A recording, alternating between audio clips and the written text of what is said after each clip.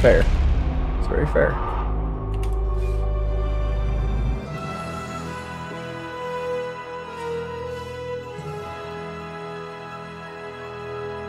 Oh, come on, man.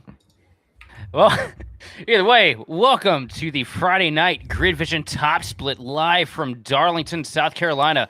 And man, do we have a treat for you tonight. I'm Sheldon Atkins, joined in the booth by Roger Ears Pierced at Claire's, and last but not least, Keegan Sabilo, also up here calling the shots with us. And we can never forget our fearless producer, Austin Derbyshire, who let our mics be hot before we even were supposed to come in. So y'all get to see my live reaction in real time. But either way, Roger, looking at one of the most historic tracks in all of motorsports, the first NASCAR Super Speedway in a place very close to my heart, and I feel like it is for you too. What do you feel about this, big bad egg in the middle of South Carolina? Man, here we are, Lady in Black. This place is special. It's a driver's track, driver's choice, and with this new package that the next-gen car has, it's even more dedicated on the driver, right? You gotta be careful with the throttle, careful with your inputs. So you look here at the Google mapping, you just see it, like you said, egg shape, right? It's in South Carolina. Couple hours for me. Excited to go see this place this weekend in real life to see just the legacy that it has. Keegan, you're with us tonight. What do you think about this place?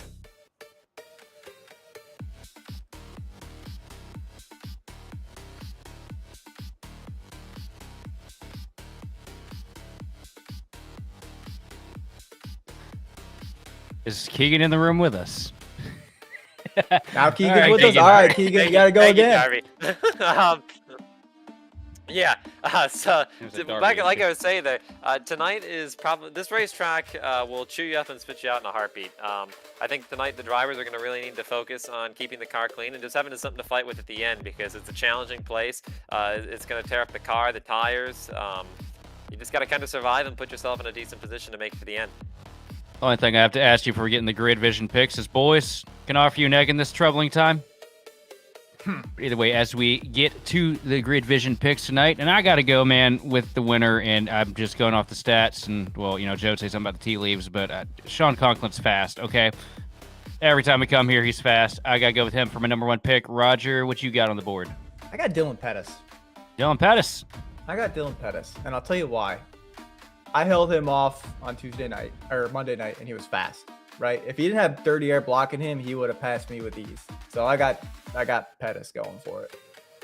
And Keegan, who's your pick to win it this evening? Yeah, it's going to be hard to go against Sean, right? I think we got to go Sean tonight. I mean, he's always fast when we come here and run at Darlington, so I would not be surprised to see him take the checkered flag tonight. Number two, how can you go wrong with the NASCAR iRacing champion last year, Steven Wilson, for one to watch? Johnny Baldridge, great run last week at Vegas. Looking to see if he can capitalize on it here tonight. How about you, Roger? Yeah, one to watch, I think, is going to be Sean, and my underdog is going to be Steve. Right, Steven? Those two are just fun to watch race. It'll be exciting to see it. I mean, strategies kind of come into play when these guys have raced earlier in the week, so excited to see how this unfolds. And Keegan, who you got on the board as old Tommy Gossett is the one to watch for Darby, and Johnny is his underdog as well. Yeah, for ones to watch, I'm going to go Steven Wilson. Obviously hard to go against a Coke Series champion. And underdog, I'm going to take a risk on Joey Beck tonight. I think he's got some solid runs when he comes out and runs and puts the car up in the top 10. So maybe things go right tonight, he can have a solid run. All right, so everybody going with the easy picks and a bunch of homers for everybody. So a lot of representation across the board, but definitely excited to see what these guys are capable of as we get the starting grid on the screen here. And starting on the pole here tonight, no real surprises. Steven Wilson taking the pole this evening, with Sean Conklin starting his outside. Third place going to be the 8 Machine Giant Dresser with Pedro Palladino in fourth. Fifth going to Ross Arriva with Nicholas Padovich in sixth. 15 car on the track, starting seventh on the grid. Johnny Baldridge with Michael Tucker in eighth. Ninth goes to June Slim, and James Houghton rounds out the top 10. Roger. Yeah, and 11th we got JR Barbarema. 12th will be Thomas. Oh, here we go already for the week. Thomas.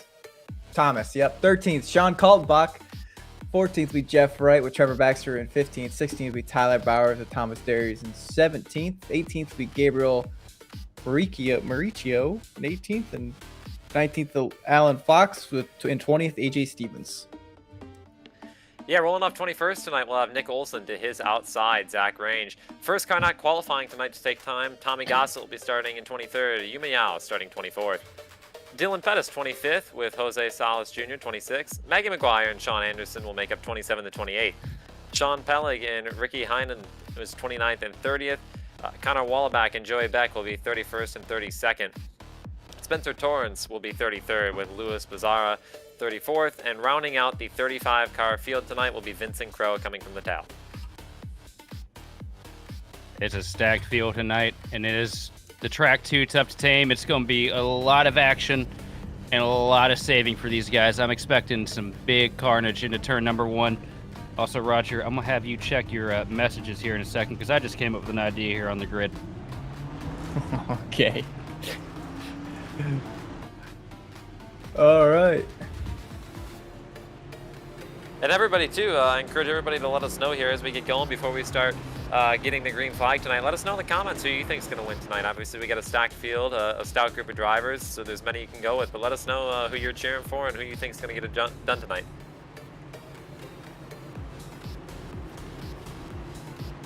As we look at the NASCAR iRacing Coke Series champion, Steven Wilson, there on the inside line, the 77 machine.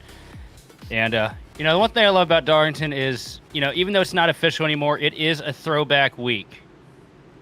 And, you know, I just cooked something up here a couple seconds ago. It's probably going to make our producer absolutely cringe. But you know what? We ball as we watch these cars cook here into 3 and 4. Base car getting ready to make the descent down pit road. And, man, I'm excited. How about you, Roger? Hey, man. Let's reach up there, pull them belts tight. One more time. Here we go. Darlington, lady in black. You see the cars work into the iRacing restart zone. Field in the hands of Steven Wilson. We're going to give it a quick old a boogity, boogity, boogity. Let's go racing, boys. And that's definitely a copyright strike for us, but let's hear what 750 horsepower sounds like down to 1 and 2. As you see Sean jumping out to an early lead, that is going to be crucial here. Obviously, we talked about pre-race about the dirty air. You want the cleanest air as possible, right? He's going to have control of this race early on. What a great start and a great job passing Steven early on. Yeah, that outside row kind of has more grip on the restarts, right? So watch that throughout the night. You're going to see a lot of black kind of show the rubber laydown as we go through the corners. Watch it go high groove 1 and 2 and kind of middle to high 3 and 4. You know, one thing that we haven't mentioned much of today is, you know, the finest term that I've heard for it throughout the years that I've been on iRacing is testicular fortitude. That used in a sentence was Sean Conklin used a whole bunch of testicular fortitude there, using that outside line through 1 and 2 and standing in that throttle to make it work. But boy, did it pay off. Oh, we're starting. I love it. It's good to be back. No, Somebody y'all else missed to keep this. an eye on tonight to watch after a strong run in Las Vegas last week. We've seen Sean Kaltenbach have a really strong car last week at Vegas, and all the NiS races he did. He's starting 13th in that area tonight, so we'll see if he can navigate the dirty air to run back up front where he was last week, because he had a really good car last week and just didn't get the result he deserved after getting an incident. We'll see if he can come back and rebound tonight. Is that so, Keegan? Really? I wonder is who he so. battled at Las Vegas. Heavy contact with the outside wall there, though, for the 14 machine. Lots of smoke coming off of that machine. Coming down into 1 and 2. That's Trevor Baxter in the, I believe that's a Ryco-powered car, is it not? Yes, it is. KB Engineering on the back. Yes, it is.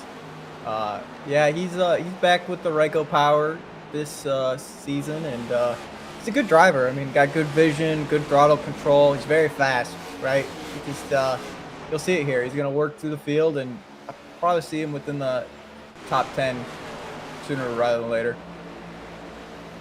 Right now, everybody's starting to cycle out into that single file train right now, trying to save up a little bit of tire, because you cannot get it too early here at Darlington, but you sure can lose it if you start pushing a little too early. As we look at James Houghton right now in the Kleenex machine, powered by your tears, as he's sitting in the top 10, 9th place there for the 10 machine on SOF rating anyway.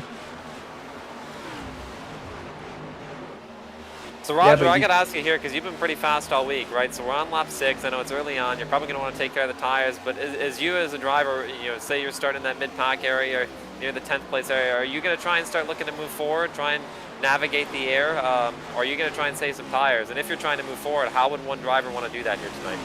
Absolutely, right? So it's kind of a double-edged sword. The dirty air is not horrible here, but it can be. So you kind of have a period of window time frame that you can abuse these tires and make some passes and make pretty much do slide jobs, right? 3 and 4 is kind of your place you want to make passes. If you can get alongside of them going into 1, 9 times out of 10 they will lift, but that 10th time that person's going to race you, and that's when you're go side by side, and that's very difficult to do here. But you kind of have that chance to make passes. But once you get spread out like this, it's so hard to break that 8/10 kind of gap, right? There's that bubble off these cars, especially with this package, that you just can't break it. So restarts, you see, if we get multiple restarts, you'll see a lot of moves being made because it's the only opportunity to pounce. Guys, I've also got good news for you. I know everybody was wondering, everybody was questioning. You know, we've been seeing it in our comments all week long. But if you look back in 25th place right now, the 75 machine, Jose Salas Jr., he has brought Big Chungus back in all of his glory here at Darlington. That's still your favorite scheme, Sheldon. It is so much. It's the best scheme that's ever existed. If we had an award for paint scheme, this would be it.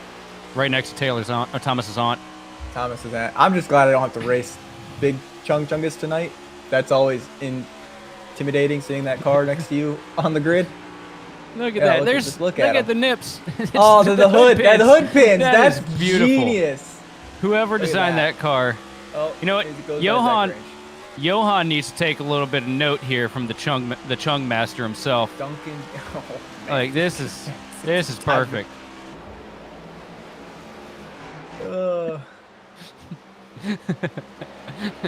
Oh, beautiful weather we're having tonight, guys. It's great. I love it. A little bit of a side-by-side battle happening right now. Gabriel Maruccio down to the inside of the 20 machine of Jeff Wright. Wright tags the fence into 3. Here comes Tommy Gossett taking a look, and the completely confused Dale Jr. throwback tonight. Right go 3 doors down paint scheme on a Toyota Camry. Fun fact about this one. I picked this. I'm proud of this one. He Another asked me fun what throwback, and I said 3 doors down, and I'm glad he did it. Yeah, and, another fun fact too. I ran that paint scheme first, Tommy, while I was still on one sim with my own custom logo. So beat you. The 11 though is definitely interesting to me. Tommy is known to change his numbers about as often as he changes his underwear. Just about 4 or 5 times a year. Oh yeah, right. Like he just. You never know what number you'll see him in. The 11 is kind of a shock to me. I've not seen that 11 all week, so. I think he's trying to get some of that Denny luck here. You know, if he showed up with the Dale Jr. 88 on the side like you see him with so many times, well, we know how Darlington and Jr. went together, and it was like peanut butter and gasoline. But the tower number is not updated, so Tommy, what are you doing, man? Come on. And Tommy is flying, by the way. Tommy is doing a great job of working the air. I think he's +7 already within 14 laps. That's pretty impressive. It might not seem as impressive. It's like, you know, only 7 spots in 14 laps. But I can tell you from experience, I'm sure Roger can back me up on this too, from racing this week, it is hard to pass. So that is very impressive. The minute you make a pass, you're just like, it happened, right? You work on them for 2 to 3 laps, and then you kind of slide it and make it stick, and it's like, okay, it's done. But as you see here, right, he's using the bottom, which a lot of people aren't using this week. So it's got a little bit of grip. A lot of people are using that slider line into 3 and 4 to try to just get the run, use the momentum. So he's using a unique line. So right on board with the Tennessee native here, ripping up into 1 and 2, up against the fence. You want to get that little bit of a pocket of air there. It helps the car set so you can make that second apex down through turn 2. Then down the back straightaway, shift up to, well, he's already shifted to 5th, coming into 1. So doing about the same way I do. Back down to 4th, into 3. Keep it tucked up on that white stripe there. Run halfway through the corner right when you get the Sports Clip logo. Back to the gas, and that's how you save tires and set great laps here at Darlington. And, God, I envy these guys. I'd rather be on track right now. As you see, 3 wide, almost 4 wide, down into 1 and 2. Ooh, sideways. Good save. Good save. That was almost really bad. So, I never go for the passes early in the run here, Roger. I always kind of just let everybody wear themselves out, then I pick up the pieces. And it always feels so good, you know, because you go out here, you save tires, you know, for the first 15, 20 laps of the runs. We see the 12 machine slide way down to the bottom of the track. One car around out of turn 4, gathers it back up. But you feel like Superman if you save tires here, because you just pass everybody like they're standing still. It's like you got the difficulty on NASCAR 25 turned down to about, 15%. Well, yes and no, right? I mean, it depends. It depends on the setup you're racing, and it depends on if the driver that you're racing knows how to manipulate the air. Because if you have a driver that knows how to manipulate the air, that pass is going to be 10 times harder, even if you save tire. The dirty air block here at Darlington, especially with this new package, is it's just OP, right? It's kind of broken. You'll see if Pedro even gets close to Sean, you'll see that bubble kind of happen where he'll just have to lay back, because if not, he's just going to burn up his fronts. You know, Roger? Yeah, and speaking about that with the dirty air, I mean, not to really highlight him because he's doing so good so far. I mean, Dylan Pettis up 7 spots. I know it's Roger's pick here tonight, but just looking in perspective, right, from coming from 25th, he's up to 18. You know, he's been, I'm sure, taking care of his tires while moving through traffic and just trying to move through traffic. He is currently 12 seconds off of Sean, and it really can set you back by being in traffic. So it's going to be interesting to see how drivers are going to navigate that wear while trying to make passes, right? Because the more you're going to want to make passes, the more you're going to have to use your stuff up a little bit to try and pull off the slide job or whatever to set up the pass. So it's going to be interesting to see how much these drivers coming from the back are going to burn their tires up early, and if they're going to be able to hang on and continue this progression forward into the top 5 as we go on, because starting from the back has definitely seemed to be a huge setback so far. I just gotta say, y'all talking about starting in the back and dirty air, and I just gotta say, skill issue. Man, I've been starting 22nd all week and managed to get myself up to 3rd by the time we get to, the 2nd and 3rd caution. You can make it work. You can make it work, right? You just gotta be patient. Now I ain't gonna win, because every time I get to 3rd, somebody decides, hey, that Grid Vision Toyota would look really good on the catch fence. That's been it all week. You get up, pick up 20 spots, get up to the front. Next thing you know, we get a restart. The guy on my outside spins a tire and hooks me head on into the fence. That's it's been about it all week. Either that or me screwing up pit road, because I'm kind of an idiot myself.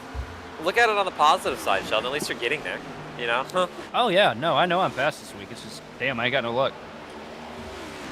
I feel that. But if I ever show up to Darlington and I'm, running 15th to 20th and can't make a pass, then I'm probably uninstalling iRacing, because this is notoriously my best here in Richmond. I mean, Keegan and I were in the race yesterday, and I can tell you, when you get what we're going to call sweats in the race, right? Just the guys who grind it, have high IR, they know how to manipulate the air, and those passes just get harder and harder and harder.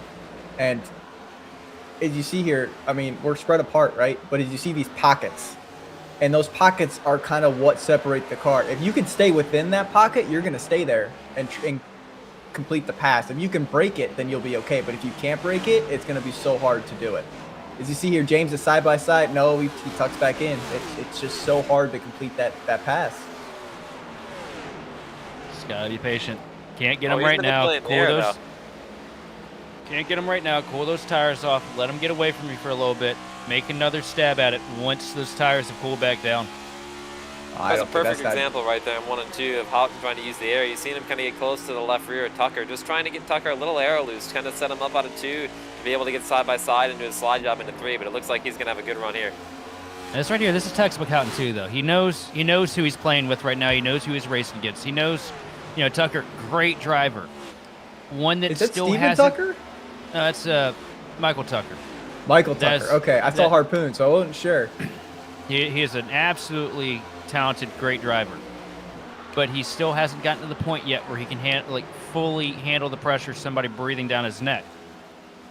That's great friend of the show, great guy all around. But there's some guys you can get out there and you can kind of boil a bit. Like Keegan, we see you get buoyed a lot the same way. Fast as hell every week, but somebody gets to the back bumper, pulls the air off you. You kind of get behind the ball there for a lap or two while you get it gathered back up.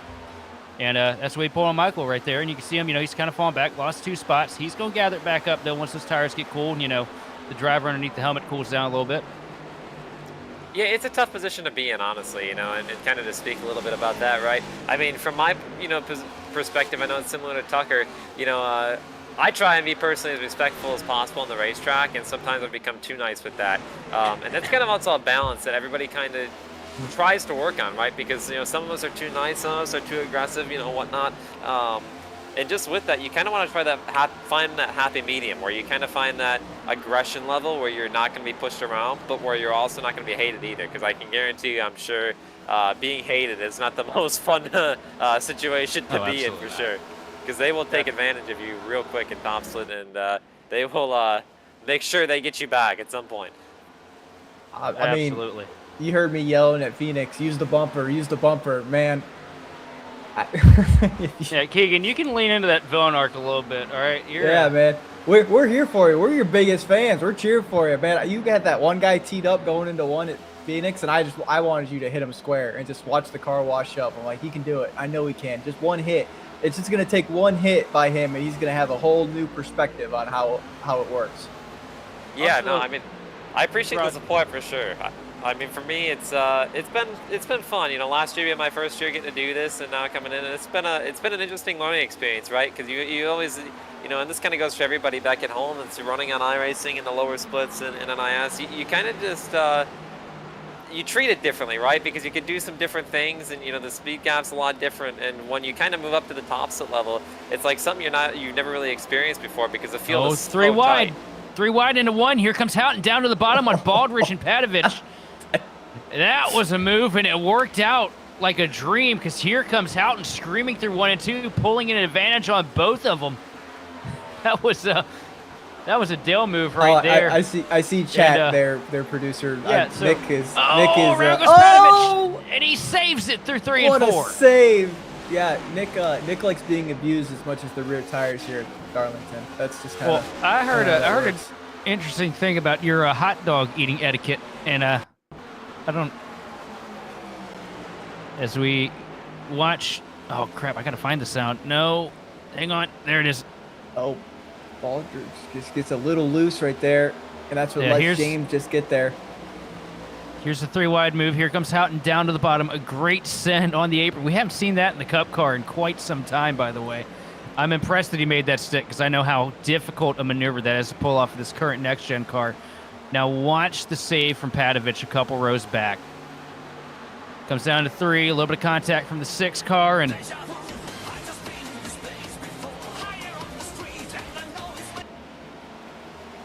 little initial D for you. Listen, as long as he didn't turn right, he's good. You can't turn right in these cars. You can't turn right, go left in this Cup car. If you turn right in this car, you'll go right, and you'll go right in a hurry, right behind the wall, actually. See 3 side-by-side move here. And I think, is that Basin in the red car? No, it's Pettis. Pettis looking strong right now, but looking even stronger. Tommy Gossett up here through 1 and 2. Got the thing up by the chicken wire hanging out. And a little bit of a block out of turn 2. I believe that's the 14 machine trying to get out of the way. Yes, it is. Down to 3 and 4. Gossett up another spot. And really proving you wrong on the whole dirty air strategy, guys, because old Gossett is knocking on the back door of the top 10. Well, this is where it gets fun in the run as a driver, because right now we're starting to see some of these tires fall off, right? We're 34 laps into the run. So now it's going to come down to, especially down in 3 and 4, you have a lot of opportunities as a driver to move around. We might see some drivers going on the apron a little bit, try and make it work. We'll see some guys obviously running the fence. So we're going to start to see, hopefully maybe some more passes as we start to see some tires fall off. Some of these drivers that were starting at the back are going to be able to start moving forward even more now, having that tire advantage. And some of these guys up front might start falling back a little bit. Yeah, I got to say. Yeah. What? Sitting in second place, too, right now on one hell of a run. That 24 machine of Pedro Palladino, I don't think any of us had his name circled for anything here tonight. 24th seed into the race this evening. And, Pedro, one of those guys that you see floating around, but never with, crazy outright speed. As he has a great save through 3 and 4. I'm going to stop talking nice about him here in a second. But holding off the eNASCAR champion right now, pretty impressive for him. I mean, the last time we saw him up here with these 3 was Coda. These 3 had an excellent battle at Coda that we got to call. And I mean, Pedro's just one of those guys, right? Some weeks he shows up, he has speed. Sometimes he doesn't. As he hits the wall there, and you know we're gonna talk about that. Keegan, do you wall bounce? I don't wall bounce personally, no. Do you do it on accident though? But it's like one of those things that the tires slide up, you hit the wall, and you're just like, okay, it happened once. Or do you like? Oh yeah, so I thought you were meaning kind of more intentional. I mean, I think No. we all kind of do in the sense that we go in the corners. So you kind of see it, and you're like, oh, I got to get that clean air patch on the outside, right? And you see like this perfect opportunity, and then you go up there and you just you push it a little bit too much. And then the big thing with this cup car, right? You get into the wall, and it's almost like you get connected with it, right? And you just like kind of stuck there. And another big place we're going to see that tonight is 1 and 2, especially in restarts, because it's not an easy place to be side by side, and that car on the outside is going to try their best, hopefully not to hit the wall, but it always ends up happening.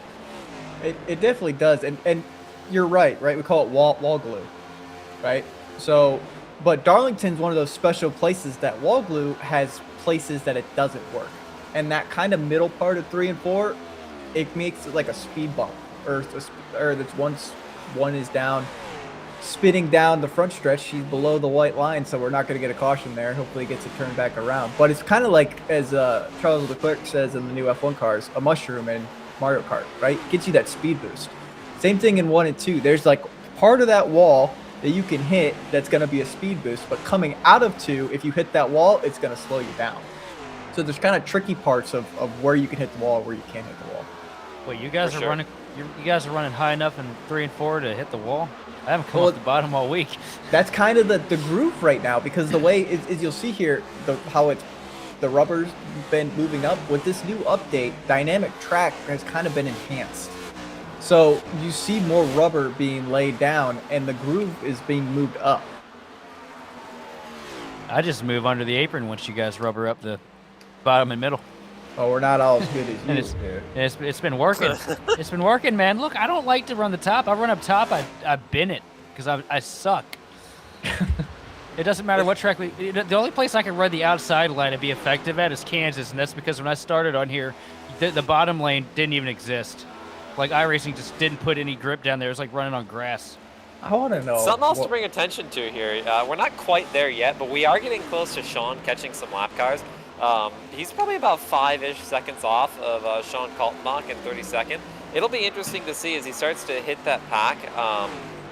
What's going to really happen with his speed, right? Because we know the 54 car's got speed. It's got raw pace. But how will that car navigate through the dirty air? You know, I'm curious to see if we're going to see more like what we've seen like the Real Cup races at Bristol, or even, you know, what we'll probably see this Sunday, where the leaders start to get backed up a little bit just being in the dirty air. So it's going to be interesting to see how Sean can navigate through this traffic, and if Pedro and Steven Wilson can take advantage of it to gain some time before some green flag stops. Well, there's one thing I've learned about Sean Conklin when it comes to lap traffic. It doesn't stay problematic too long because he's got this thing right here. Oh, well, I missed that shot. Hang on, right there. You see that front bumper? That's somebody that does not. We got the whole car circle. We're fine. Sean, you got more than the whole car on that one. You know what? Hang on. This way, I never missed it. All right. I hope the Circle the whole camera screen. sways. I hope the camera sways. Yep. But yeah, right there, that front bumper. Oh, I've seen him use that in traffic a time or two if somebody's held him up for too long, and it typically works out for the driver of the old 54 hot rod. All right, here we go. All right, I'm getting an assist here. Hang on, there. what see, is there's, that so circle? here's the chrome horn, right? So this right here, this is the bumper. So we're gonna write. I paint cars with these hands, by the way, somehow. That right there, that little that's horn. incredible work. That's it. Also, one thing I noticed there, we got a. Sean sounds like he's clutching a little bit. I was gonna say, Roar, you put me in tears. I'm sorry. I'm a professional. 147, right? 147. Half of that is like 173.5. I had Vroom Vroom. I think it was Vroom Vroom or one of my buddies do the math for me the other day, and you can save enough fuel to do to pit halfway if it goes green. Now I say that over the air, and if people are listening, go for it. I think you're out of time to clutch that, but if you started from the beginning, you could probably do it. Nick. Also, Nick, I don't color between the lines. I eat the damn crayons. All right. Sheldon, I wanted to, see, God. back when you were in school, how did you do in art class? I think that's the question of the day. I did amazing. You give me a pen and paper. I could draw you whatever you want. You give me a mouse. It's bad. It's. I'm left-handed though, so here's the thing. Art class was like the worst. Scissors, paper, writing, anything. I couldn't do it. Being left-handed is the worst thing in the world. So I feel you. Yeah. No, I'm just good. You put a mouse in my hand and tell me to hold that steady. I can't do that. I only know how to use this thing to shoot at stuff. I hear you, Sheldon, because like I didn't even make it to the high school art. I didn't even try and apply for it. I'm in my senior year, and the last time I took an art class was 8th grade. So that's how great I was at it. You're a senior? Stay away from it. I'm a senior in high school. Oh man, let me go put my tennis balls in my walker. Jesus. Oh. You're not that old, Raji. I'm older than you think, buddy. You see, we remember when they'd roll out the AV cart for video day, and we'd be all excited to watch a VHS that was probably half warped on a CRT TV. Yeah. No, the VHS was like the little box, and the TV we were watching was just this giant, heavy piece of junk. You see a little bit of contact here. Tommy Gossett getting to the back of Zach Range. Yeah, Zach Range, ain't it? Is Zach Range? Yep. And they're all kind of coming through here. Tommy's trying to figure out. This is bad. This is bad. Oh, and Tommy Gossett going to use a lap car as a pick here with Zach Range to the top. Going to squeeze him up towards the fence. Zach Range going to try and power up on the outside line. If I was Zach, I'd probably back out of this one because you don't want to get in Tommy's way when he's moving through traffic. Tommy and Pettis both said, see ya, bye-bye. Look at them. They're just moving through. Oh, we got a yellow. Caution's out.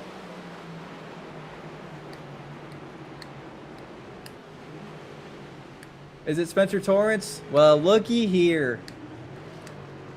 And real quick, big news for the race lead. Steven Wilson was on pit road when that yellow flag fell. He has scored a lap down. That man has had no luck this week. If a tree falls in the woods and no one's there to hear it, it's going to land on Steven Wilson this week. Oh.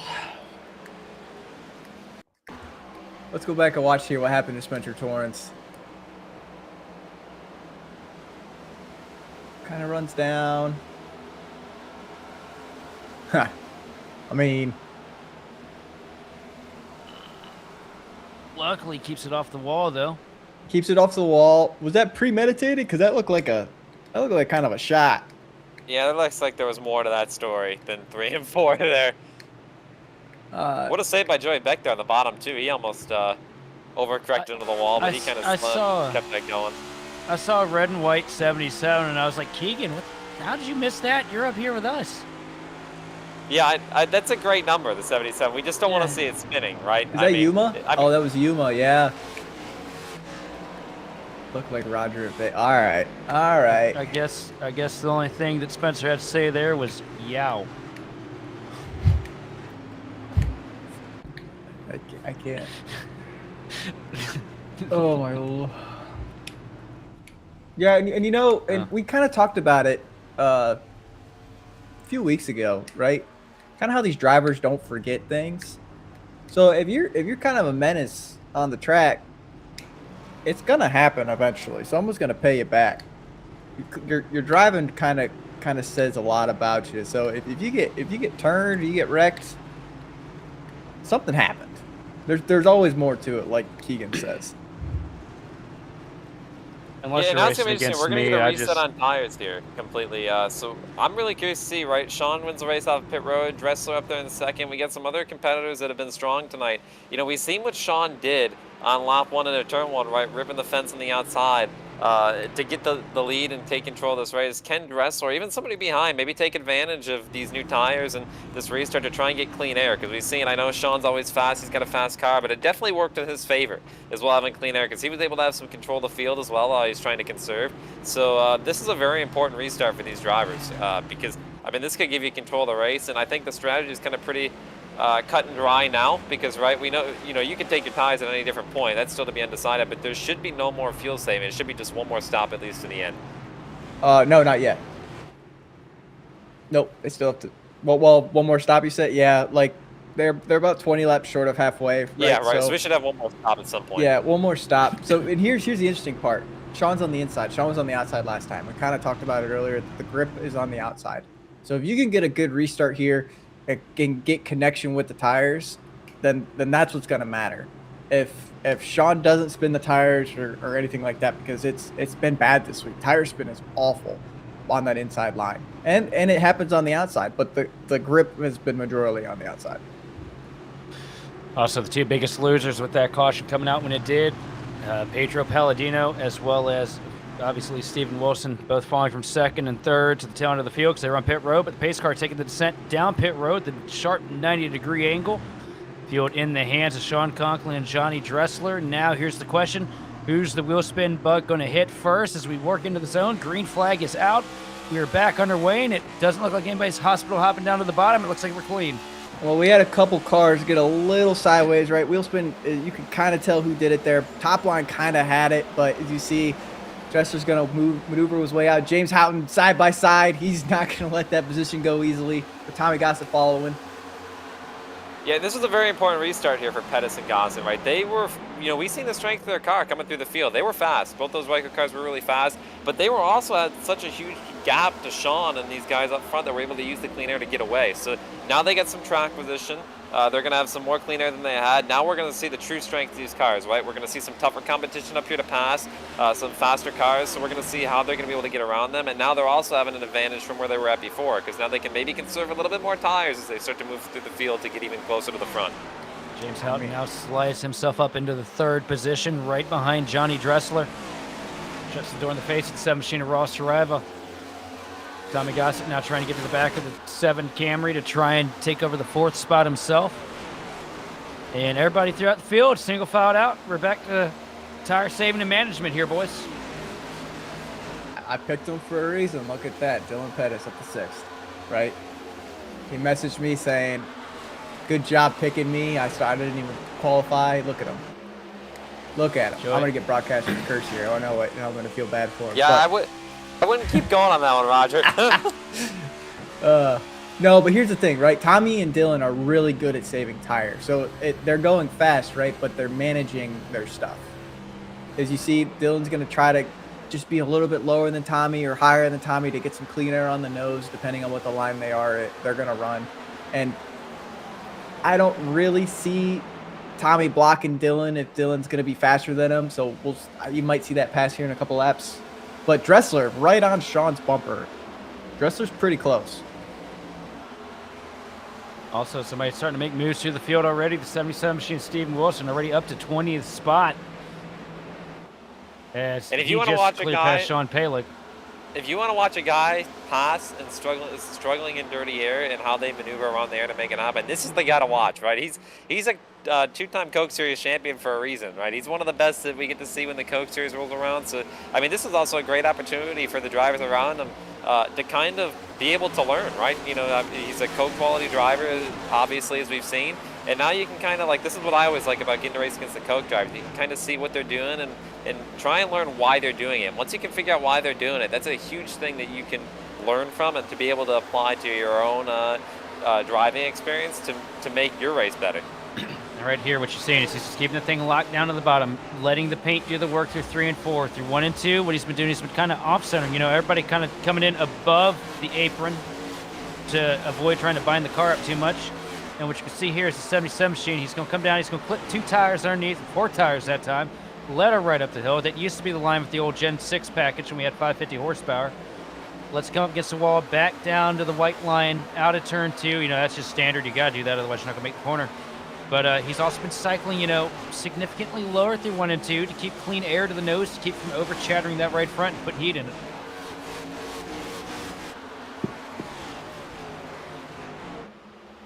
I'm sorry, I'm laughing at Nick because none of my friends can be serious. Yeah, I mean, here's the thing, right? Steven Wilson, like you said, 2-time Coke Series champion. If anybody can make it through the field, it's going to be him. So keep an eye out for him. It's not going to be too long before you see him, start just making some wild moves that are going to stick. And you also have that kind of intimidation factor. Some people might see Stevens in their relative, and they might just lift. He might have the Roman effect, right? I watched Roman race this week, and I can't tell you how many people lifted for him because, well, he's Nick. So, might see that too. I can't believe Roman gave away that B Open. I pretty much handed him on a silver platter earlier. Look at that. Yuma lifted. Good guy. He saw he had the run, and he was like, all right, just take it. But yeah, unfortunately for Steven Wilson in this situation, right? He is doing a good job of stopping the bleeding, right? He's getting track position back, you know, which is obviously expected from a Coke Series champion. But he's also, you know, he's still in 17th. He's making a lot more progress than others would, you know, be doing themselves. But the problem for him, he's already 6 seconds off of Sean. So again, back to that thing with Tommy and Pettis, back when they were towards the back of the field, like this is probably more the punishment than the dirty air. So it's going to be interesting to see if he can get in some clean air to maybe make up some time just on raw pace if he gets that opportunity, and see really what that 77 car's got.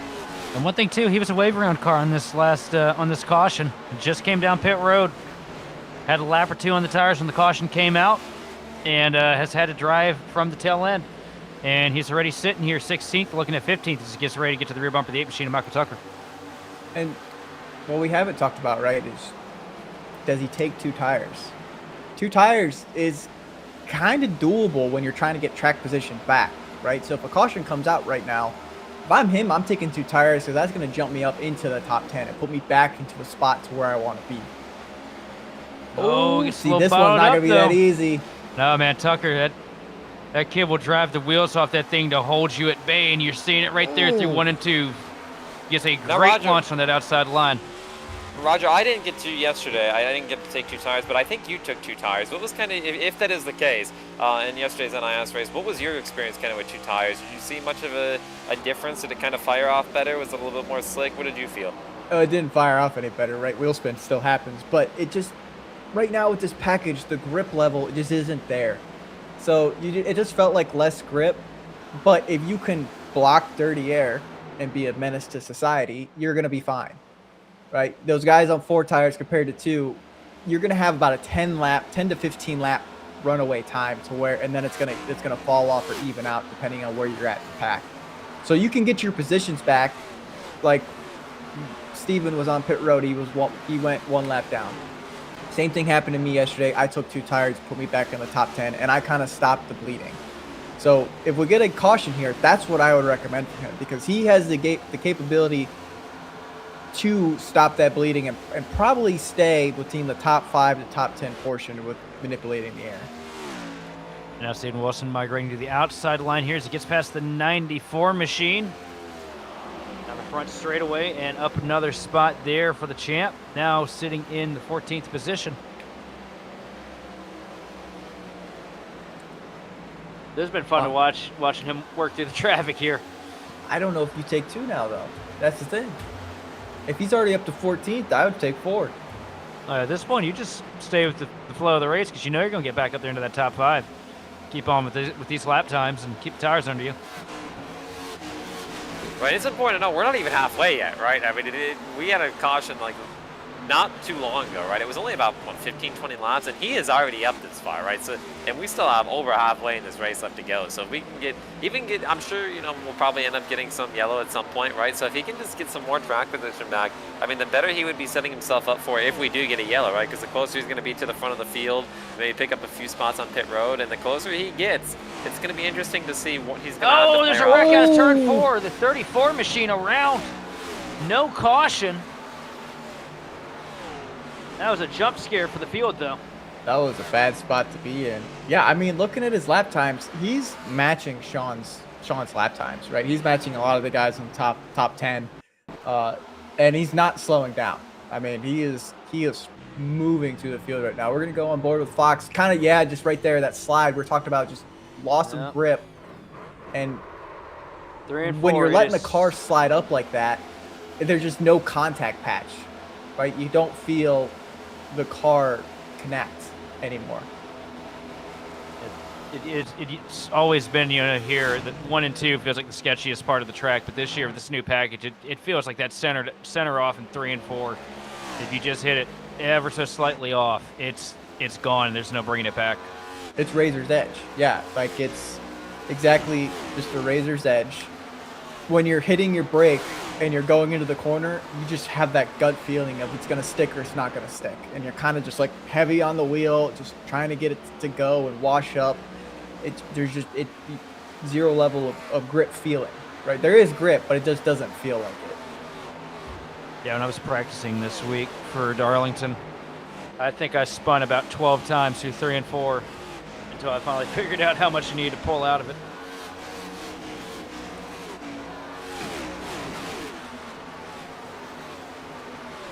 One guy looking as confident as ever, though, sitting up there 1.8 seconds ahead of the rest of the pack. The Ryko-powered Camry of Sean Conklin.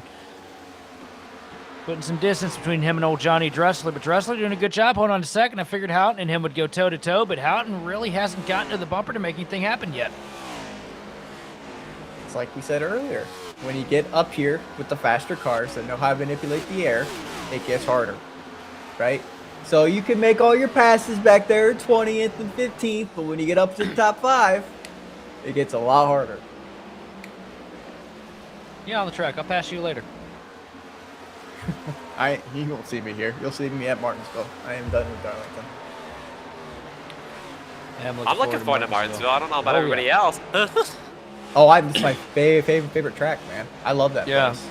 I know I'm not going to have either one of you on the booth next week. I'm kind of depressed about it. No. Sheldon, I gotta take that one night to shine to actually look like I know what I'm talking about. Well, yeah, you're not wrong. I got my computer fixed too, so this time I don't disconnect while I'm in the lead. So, looking forward to that. Yeah, that'll help. No, that sucked last year. I had a lot of Martinsville races won, and I got dropped because iRacing decided that it didn't like my computer. What's our caution prediction for next week? We think we're gonna go over 30. What do we think? I think we're gonna go over 30 seconds green. That's about it. That's all I got. You guys have shown me nothing to have any faith in. Why, you're directly going on us, Sheldon? I'm going on all y'all on top split. Aren't you in top split sometimes? Yeah, you think I deserve to be up there? What the hell? Sheldon and I got killed together at Las Vegas on Wednesday night. It was great. It was beautiful. It was a shared moment. Yeah, it was a shared moment. It was, yeah. We did one of the cars in this field. Yeah. We did some great bonding behind the wall while the virtual crews pulled out the backup cars for us. I thought Steven was stuck here. I thought he got stuck, but it looks like he just needed to figure out a way around him. Oh, he saves it. Gets a little loose behind that car.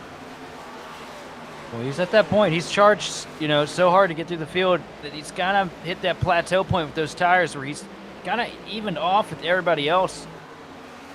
It's one of those moments where you got, two different paths you can take. You can either keep trying to muscle through it, burn off a little bit more, or save for a little bit, cool those tires down, and, hope to get them back on the back end.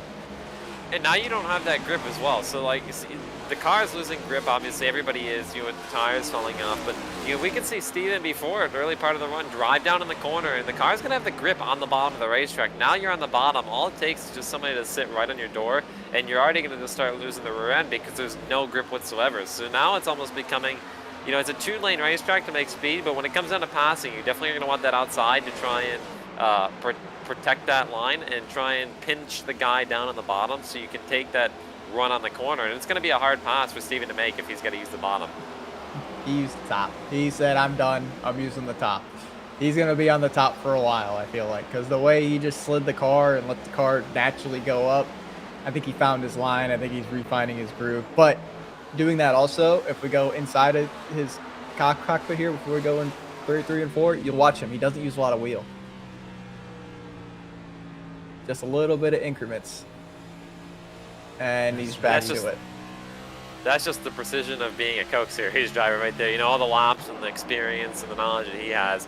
I think that's almost what makes those guys so good, right? They're just so calm and so smooth. They're very, not sensitive, but, they're very meticulous in what they put in with their inputs. Everything comes down to the percentage, and the better you can do it, the faster you're going to be, especially in the long run, right? Because the long run's all about how smooth you ran. So no surprise to see Steven excelling at that for sure, and it's reflecting in his long run pace right now. Oh, Steven Wilson, meet Johnny Baldridge. You're gonna have some fun here. He's gonna mirror drive you for days, What are you buddy. talking about? Oh, Johnny's great. No, I don't mind him, right? I may not get it. You're in top split. You gotta do what you gotta do. But I mean, Johnny would never race the absolute hell out of you. Not in a million years. He's never done that to me or anybody else. He's gonna give it to him. No, he's not. It's Johnny. Oh man, it didn't look like it. It didn't look like it. You're gonna get the power back. What about this, man? Johnny's been on a pretty solid hot streak here with the top 10 runs. Looks like things are really starting to come around for the Lockard Chevrolet. Yeah, I think Baldridge Johnny's just and been one that's Dressler. continuously been getting better, right? Because, I mean, last year he had some solid runs, but now he's going to finally putting that car up in near the top 10, right? And just do it, like, having really solid and consistent runs, you know, not really making mistakes. You know, sometimes we get caught up in other people's messes here and there, but he's just doing a good job of just logging laps, taking it lap by lap, and just taking what the car's going to give him, right? And just finish as best as he can with it. Well, Yeah, if we're going by, like, shop house drivers and showing up to these big races, Dressler and Baldridge are it, right? Like they wave the Conti flag, and I mean you can kind of see it. Their performance speaks for itself compared to last year. I mean they've done a lot of work in the off season because look at them here, both of them in the top 10. Pretty good in this stacked field. It makes me happy to see. You know, I've known Johnny for a long time. There's a brief stint over there in the one sim days where you know, he was around a lot, and always makes me happy to see him up here running strong up at the front. It makes me have faith that us old guys still have a chance. 'Cause that's Grandpa Johnny. But with 86 laps on the board right now, Sean Conklin's setting a blistering pace, 4 seconds ahead of Johnny Dressler in second, over Mike Houghton or James Houghton in third. And Houghton's starting to get closer to the back bumper. Dressler, but 0.8 of a second off, has a ways to go. We're going to send off to a quick word from some of our presenting sponsors and be back to bring you more of the racing action here on the grid.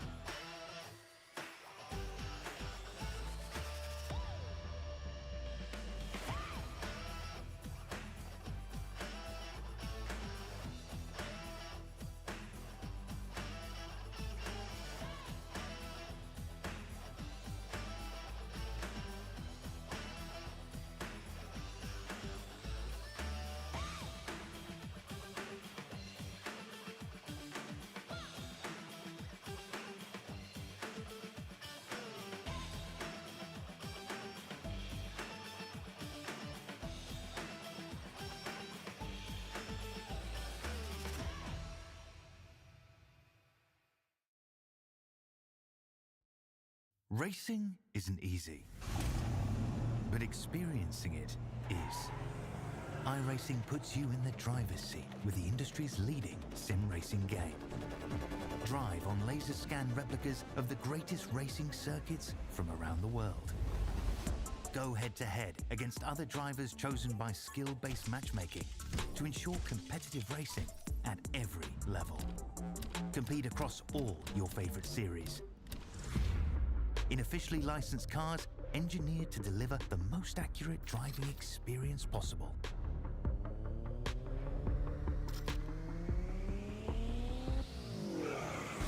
Join a race or host your own with players from across the globe. Race against the computer or in a league with friends. Feel the thrill behind the wheel. Visit iRacing.com.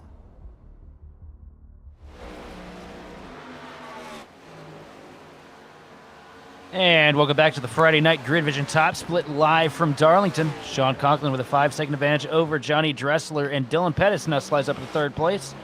But it's Austin Jr. sitting in the 7 machine in fourth with James Houghton sitting P5. I'm Sheldon Atkins. I'm joined in the booth by Roger Pierce and Keegan Sabilo. And boys, how about the action we've seen so far? A lot of green flag racing, a lot of long runs, and a lot of comers and goers. For sure, yeah. I mean, you know, I know a lot of people like to see the chaos, right? But it's always good to see long run races like this, right? You see some clean racing with a lot of respect, right? That's what I like about this. Everybody's racing with a lot of respect so far. I'm sure we'll see it ramp up here at the end, but it's going to be interesting. As this thing runs green, can we see some green flag stops? And if we do, you know, who's going to be the first one that comes in? That's what we're going to be looking out for now. Well, if I'm a driver, I'm starting to do the math, trying to figure out when the last caution was. So let's say lap 51, right? So split 51. Play here on this high run. Yeah, split it. That's what I would do. If I had my crew chief in my ear, that's kind of how I would do it. Set up your tires, make your adjustments kind of for what you want, and go from there. Yeah, it's going to be interesting too, right? Because you're saying, you know, the best optimal way on pace is to cut it in half and come in now. But it's also interesting, right? What we see with Steven Wilson, you know, you take that risk of coming down pit road, and as he comes down pit road now, that a yellow could come out, and that, you know, obviously could throw a big roadblock in your race. So you're taking a risk by doing it, but it also has big rewards. Steven Wilson comes down, so does Pedro Palladino and Luis Becerra. Becerra running a little bit further back though right now. Damage to the nose of the 31 machine. Not the night he was looking for. As you see Becerra leaving. Wilson on the jacks now, getting 4 tires and Sunoco fuel.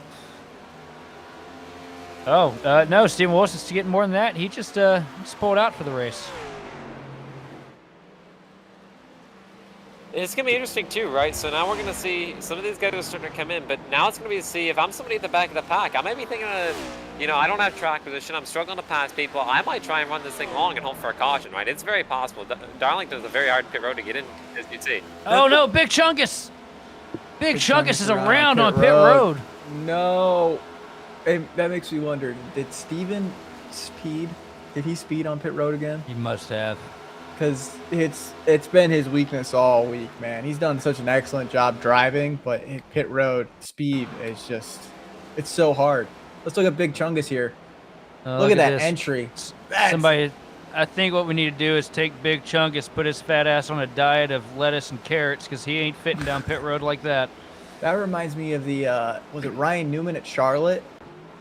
Oh, yeah, when they did the All-Star. Yeah. Yeah. Except Newman made it look cool. Big Chungus just, you know, laid some rabbit balls on the track there. Keegan, that was probably when you were like 5 or 6. I don't know if you remember or not. Oh, I think it was that 2017 All-Star qualifying? I don't think it was 17. Was it 17? Okay. Yeah, it was. It was the last year of the Chevy SS. I was 10. Okay, I was 10. God. I was on here. That. I was on here getting cussed out by Casey LaJoy and Cody Knapmiller when that was happening. 2017, I was in the middle of the Indian Ocean. Hey, thank you for that, by the way. Of course. Sean's getting stuck here. I hadn't even met Darby yet in 2017. See the 7 machine coming down pit road here. Here's the question. When do they pit? Because they're going long. I wouldn't go long. But then again, I'm not a 9K. So I don't see this being a shocking thing though from Sean, because Sean has what, a 6-second lead before, over Dressler, and Dressler was second this whole time, so he's kind of got that window to play with, right? He can wait for Dressler to come pit, maybe come in 2-3 laps later. Sean will still have the clean air and the newer tires, so I think it would actually kind of be a smart call here for Sean to look and kind of gauge it off of when Dressler, maybe Pettis, some of these guys near him pit, because maybe wait 2-3 laps, get that tire advantage, and keep your clean air. As fast as that car and as far ahead of this pack as Sean Conklin is right now, Sean can stay out until we go to Martinsville and still retain, have the pace to win this thing. And honestly, probably not a bad call. Stay out late. We're probably going to get a wreck here. So as long as you can possibly stand on that fuel mileage, just run it dry. Come in, get those 4 fresh tires. If they undercut you, guess what? Still got a long way to go. You'll probably blow the doors off them, because by the time you get back out there, they're already going to be in that fall-off stage. See, this is the part where I kind of start worrying a little bit as a driver, just because there is so much that can happen here, right? You can be, in pit road. There's so many. Yellow comes. You could be, undercutting it or overcutting it, losing the lead. Yellow comes out. There is so many different things that can happen and put you in an even better or worse situation. Oh, Patovich, heavy contact with the outside wall, side by side with Crow through 3 and 4. And abbreviating the Star Wars Toyota Camry, but he's going to get the drive on the outside to get past Vincent Crow. But that was a heavy hit. Yeah, right when Pettis hit the wall, so I thought you were talking about him, but there's Gossett. Oh, here we go. And up into the wall again for Patovich, and it has been a rough one here, because look at the amount of damage to the right front fender of the 23 machine. The force is not strong with that one. It feels like the 2000s reboot to me. I agree with Keegan, though. I think Sean's got enough spacing gap-wise. I really thought Pettis was going to pass Dressler there, but I think Dressler's playing with the air a little too much. I know Pettis is faster. Yeah, Pettis looks like he's pitting.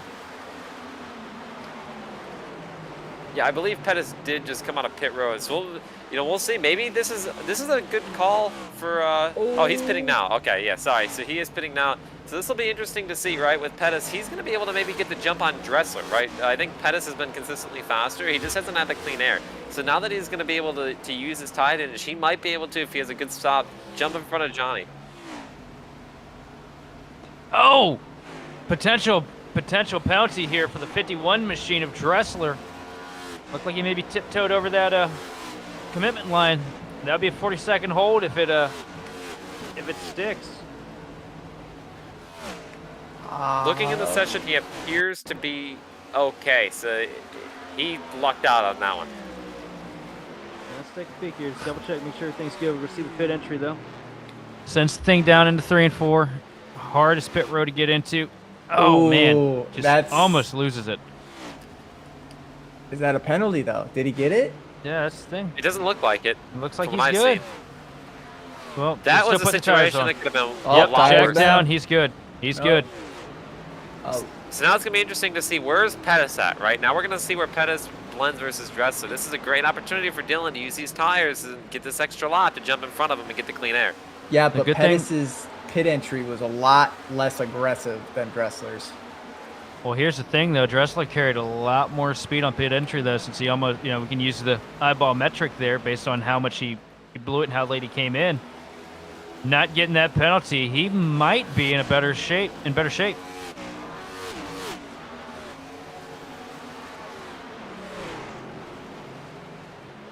Yeah, I was gonna say, guys, Pettis looked like he was getting ready for pit road entry on the backstretch. The way Dressler attacked pit road, that kind of just told me right there that he beat him. If Dressler would have got the penalty, then obviously Pettis would have got the advantage. But I think he did that there. Nick, I will answer for you. I think my announcing skills are better than my driving. Yeah, and looking at this too, Oh no! And Sean Oh. Conklin just left pit road, and we got a caution. is Sean on the lead lap? Did he stay in the lead lap? Easy on the lead lap. If that's the case, he lucked out on that one. And I was just about to say, somebody who was running pretty good there before the yellow, Jose Salas was able to get a good amount of track position there by pitting early. Oh, that was Johnny Dressler, it looks like. one of our leading contenders with Joey back. Well, I don't think that he's going to be ahead here. I don't No, and really he's know mad what's at going to somebody. happen. See what happened. He's talking about Joey. Would that be Joey Beck he's talking about? I don't have chat turned on. Let's look here. See, we got car spinning. Oh. Yeah. Oh, He got backed. I wonder if there was anywhere to go. Was Beck maybe just stopped, or was he rolling? Because that was I a mean, massive hit. yeah. Oh, and Maggie too. McGuire. Well, we're turning chat on for this one. I want to hear the 100% grade A beef. Yeah. Johnny's mad that he didn't hold the brake. What happened to Beck there to spin on the front stretch? I wonder, did he get some help, or did he just kind of lose on his own? 'Cause that's a weird spot to be around. We're going to go back and watch here. There he is up on the outside here. He just got loose, chased down the hill, got up in the door of the 7 machine. All That's right, now here we blocked down go. here, He's and then- sliding. Yeah, he just tries to So- flick so- it back down the track. Should have. I would have went high. If you're seeing him slide down, I mean, can we go on board with Dressler? I want to see how far back he saw this slide. Yeah, I want to see how far back this slide. Well, in Dressler's defense, too, that car was pointed to the right before he flicked it back to the bottom. I agree, right? I would have slowed Yeah. down a little bit. Slowing down would have definitely been a good idea, but Yeah, you see right there. Right there, it just kind of snapped left, and it was just too late. Yeah. Another thing that's interesting for Dresser too, something we kind of see with the Cup car, and I'm sure you can kind of speak on this, Roger, and probably explain it better than I can. But when you go on a straightaway and you yank that thing in a different direction real quick, that thing just immediately comes around on you, and there is no saving it. It just goes in. You know, if you try and turn that thing hard right, you're just gonna start losing it, and you're gonna kill the outside wall. I gotta tiptoe around this, right? So with every track, there's different platforms that we build off of, right? And if you've got speed like all these shops like Conti, Ryko, Premier, so such and such EPI, right? There's a platform that you build off of, and on short tracks, it's a little bit different. And so, like, you'll see it at 1.5 miles, so you can get away with turning right a little bit more than a short track. On a short track or a flat track, if you turn right at all, that car just initially snaps. And it's just kind of how you have to build the car to maintain speed.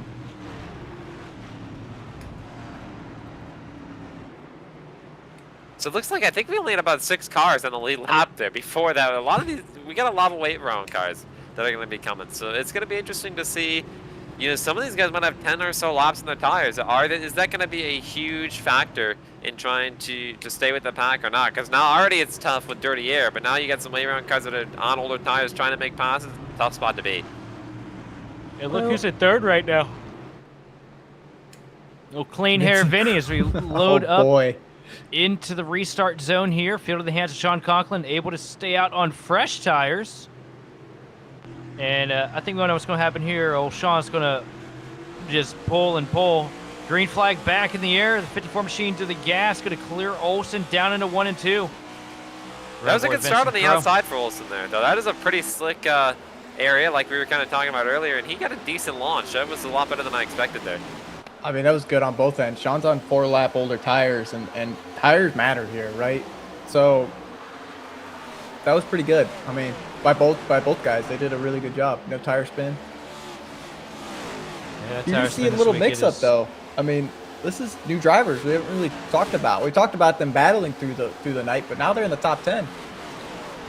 Yeah, and that's just like I was kind of saying before, that's what could quickly change as a driver, what you're always concerned about, right? Because, I mean, one quick moment in this whole race has changed for a lot of people, especially those wave around cars.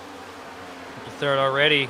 The machine of Trevor Baxter. We know he's got pace. He's shown a little bit of it tonight. Now with the opportunity of clean air and no traffic around him. Good opportunity to... All right, guys. Nicholas Patovich just called Tommy a dickhead. Oh, good old Tommy. You know, I will say, though, for an LIS race on Friday night, we have not seen as much drama as normal. So that's a positive for tonight. I'm not in there to lose my mind. That's okay. Tommy's about to do it for you. Yeah. Don't worry, we haven't gotten to like the endless green-white checkers here, so I'm sure somebody will take care of it soon. Oh, it's coming. If we get a caution with 15 to go, it's just going to caution out. It's kind of how this week's been. Cautions breed cautions, especially with this week a little bit to go. This week. That's how this decade's been, brother. Yeah. I think everybody's kind of been saving their drama and remarks for next week. I feel like next week is kind of like the punching bag almost at this point for everybody that they expect. That if you're just gonna like, at this point we already know it's gonna be a mess. So I'm sure everybody's just kind of saving all the, even all their life problems or something, all that anger building up. Next week we're gonna see Martinsville be the punching bag. I have a list already. I personally have a list. Nobody I'm associated with has created this list. I have a list of drivers that I have issues with, and I cannot I hope wait I'm not for on there, Martinsville. Roger. You're not. You're one of my favorite drivers to watch. I think you're great. That. I appreciate that. Oh yeah, the Poop Richard list. I am emotional, Nick, because I care. And I read your comment. That was James South's list, wasn't it? Oh yeah. James South. Anybody who's ever had an opportunity to sit with him in a Discord, man, that is a character right there. Long time friend of Grid Vision before we even existed. Ooh, Pedro making that pass. There's some passes being made, fellas. Some new tires. And that is a great tires. job with Pedro being able to rebound, right? Because he was one of the early got caught a lap down early on when we seen Still Wilson have the same issue from the early yellow. So he's been able to recover nicely, right? He was running really well up front, and he's running pretty good in third. And don't look now, Trevor Baxter has quietly moved up into second. We were talking about him earlier, having a solid run. Roger was talking about what makes him strong as a driver, and he's showing that right now. Used the yellow as a great opportunity, and here he is in second place, about a second off of Sean. I mean, it was a couple years ago. Baxter followed me for what felt like 100 laps at this place, and I felt like I taught him how to drive here, and now he's just an absolute menace. The dude's just so good, right? He'll just follow you, and he'll learn it, and then he'll take it and make it his own, and then he'll implement his own tricks that he's learned along the way, and it's just he's an aggressive driver, but he's so good. I have to say, too, sitting in third place, I got to vote for Pedro, man. That he is showing me something this year that he has not in seasons past. Well, Palladino's really been putting together some great runs in this 24 Premier machine. And I'm excited to see, man. You see these guys start to, grow up, develop, become better drivers week in and week out. And I wonder what the ceiling is going to be for him in the long term. Because this is the two tracks we've seen him show up at this year have been the two most difficult places that we go to, whether it being Coda and Darlington. And Coda directly after the change that made you not want to race road courses anymore. I'm kind of impressed. Yeah, we'll see moving forward, but that new road course package was not fun.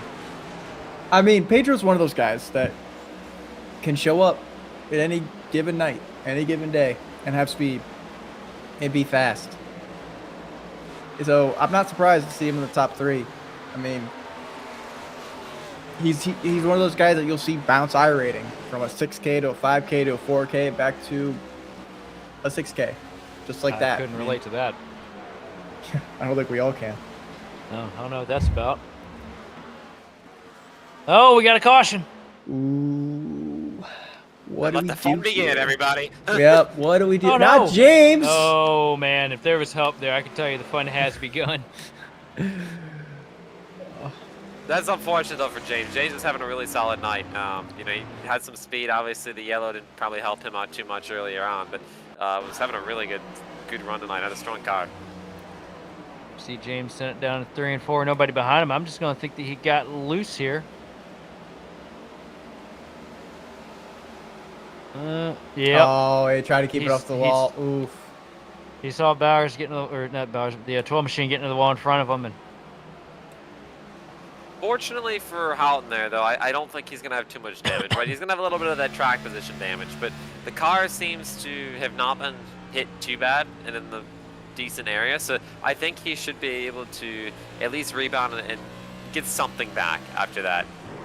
Yeah, you see the car unload there, right? And turning right. He turned right a little bit while the car's unloading coming out of the corner. Now, Keegan, you don't know James as well as I do. James is going to take 2 here, and he's going to get his track position back. Oh, You're yeah. gonna see James right back up there. Unless he speeds down pit road to fix damage, you'll see him take 2 or stay Yeah. out. The radiator could be hanging on by a tether, and he'd still come down pit road, take 2 tires, and try to hold on to a good spot. That's one thing about James, man. He gives it 100% every second of every lap. They drive like you. Speeding to get the damage fixed here. Yeah, I'm thinking he might have got, because it looked like he could have gotten hit in that right rear tire. I'm wondering if he maybe felt a little bit of toe damage in it. Who is going to take the risk here, though, and take 2 tires? That's what it's going to come down to, because I think if you're going to beat that 54 machine, you're going to have to consider that option.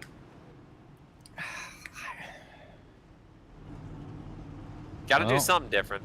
Sean took 2. Oh, maybe, yeah, Sean's going to be the one taking 2. Oh boy. And a 3-wide battle, make it 4 wide off pit road. No 3 wide for third.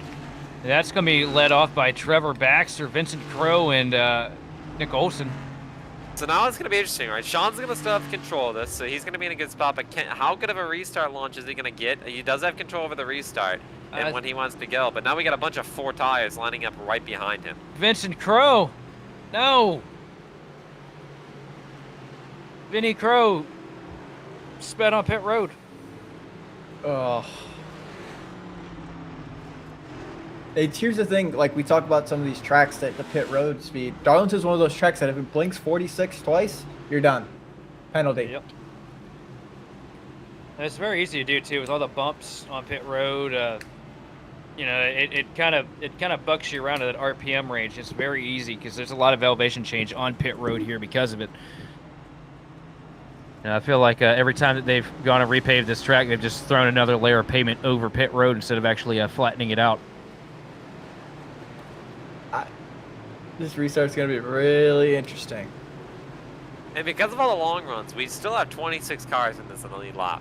You know, normally in NiS, I think, Roger, you can kind of test this too, in top split, and even you, Sheldon, as well, from watching on. We can see normally we'll get down inside that 20 window, maybe, you know, 18, 17 on the lead lap, but we've had such, you know, a good long green flag run tonight, so we haven't seen too much carnage at all. So a lot of people still have a fully intact car tonight to compete. Well, are you ready? Because here it comes. Well, yeah, it is coming. As you remember It's from not gonna be. yesterday, this is kind of when the carnage starts, where you're going to see people start getting walled, coming into 1 and 2 because they're just it's the window to go. Somebody's gonna try and pass out of 2. Yep. That's where it goes. Yep. Well, in the truck race, it was Heim time. It's going to be the same thing here for Sean Conklin. Up through the gears, through the restart zone, clean launch, bit a wheel spin from behind for Trevor Baxter. Gets a push from Tommy Gossett to straighten him back out. Here comes Gossett now to the bottom of the 31 machine of Nick Olson. Olson ripping the fence, though, going to come down the door, try to pull a little bit back, but here comes Gossett. Contact down the back straightaway out of 2. And multiple cars around the 21 machine, sideways across the field. Wow, no caution yet. Nope. Oh, it's Gossett's out. Put it out, put it out. There it is.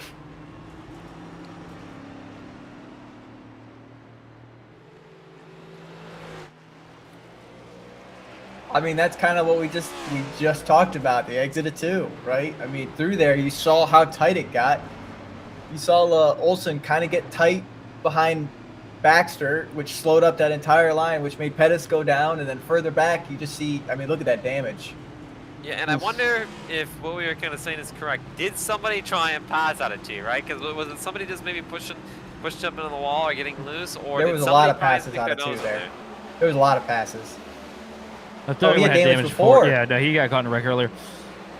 It's going to be way up here. It's the 21. The 21 car was the one that got shot around. Out of the back. Yeah, down the back straightaway. Oh, kind of see it there. Was that Kind of the Patovich? tail end of It that looks there, like or wherever Patovich it's and been. Kaltenbach with Spencer Torrance, Maggie McGuire, I think, too. Maggie McGuire in the pink car. Yep. That's a Curse Blunt rotation right there. That's All right, a here bunch we of go. drivers right there that aren't going to lift for nothing. Gotta Nope. go up 2 cars here. It's gonna be Side by Patovich. side. Patovich. No, Oh, it's McGuire. McGuire got loose. Yeah, had the air pulled off the back spoiler by the Kaltenbach 21 side machine. by and side. Yeah. Yeah, and that's a tough spot to get loose at, too, because you're coming on a turn 2 with a full head of steam, right? You are flying. You're probably almost full throttle at that point, if not close to it. And after that, it's just the drivers weren't able to slow down because they're carrying such a great amount of speed through there.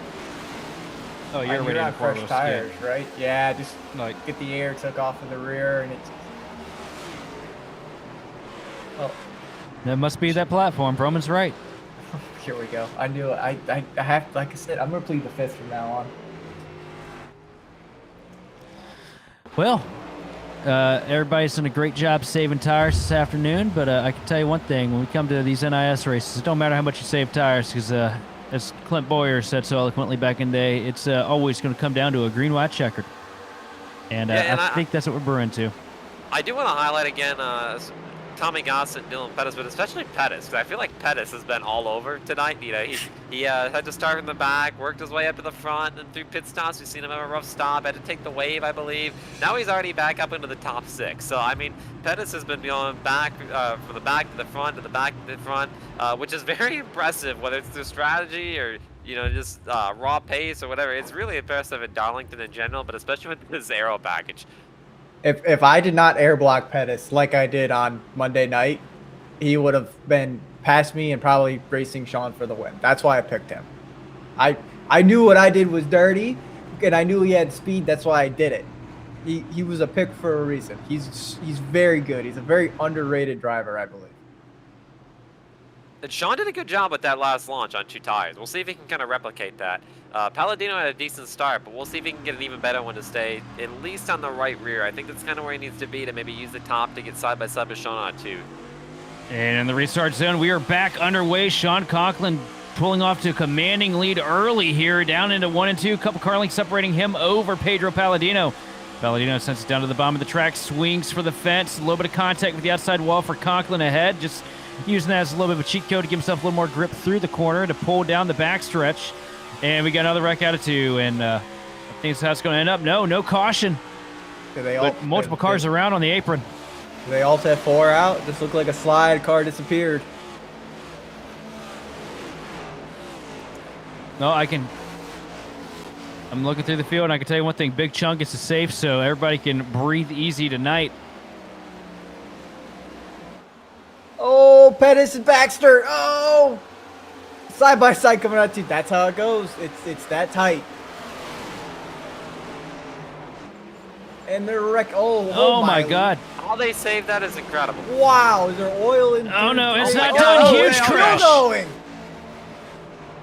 Oh man, Gossett, Baxter. I mean, I guess they still kept their cars relatively clean, but Tommy, man. you can't park there. How did Tommy get? Tommy was in front of all of that. Did his air throw that car that much that it caused that wreck?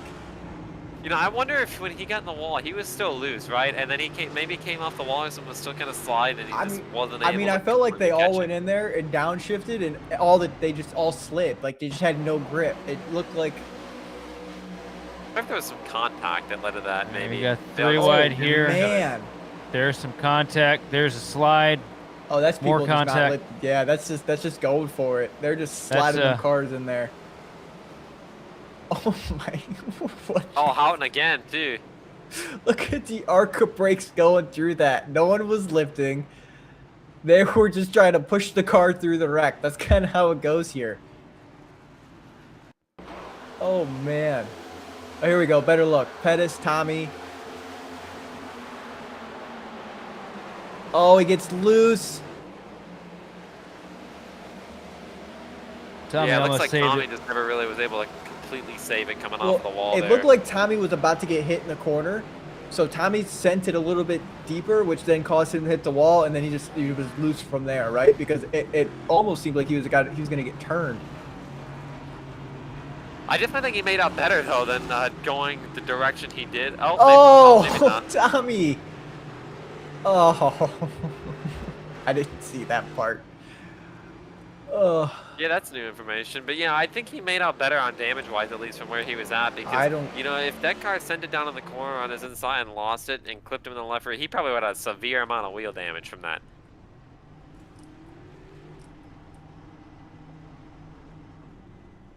And now also we do have some stuff, you know, some drivers may be coming to take some tires here. You got the tire sets, why don't you just it's kind of almost just throwing tires at it. Maybe some guys in the back trying to get that advantage, see if they can help them move through the field.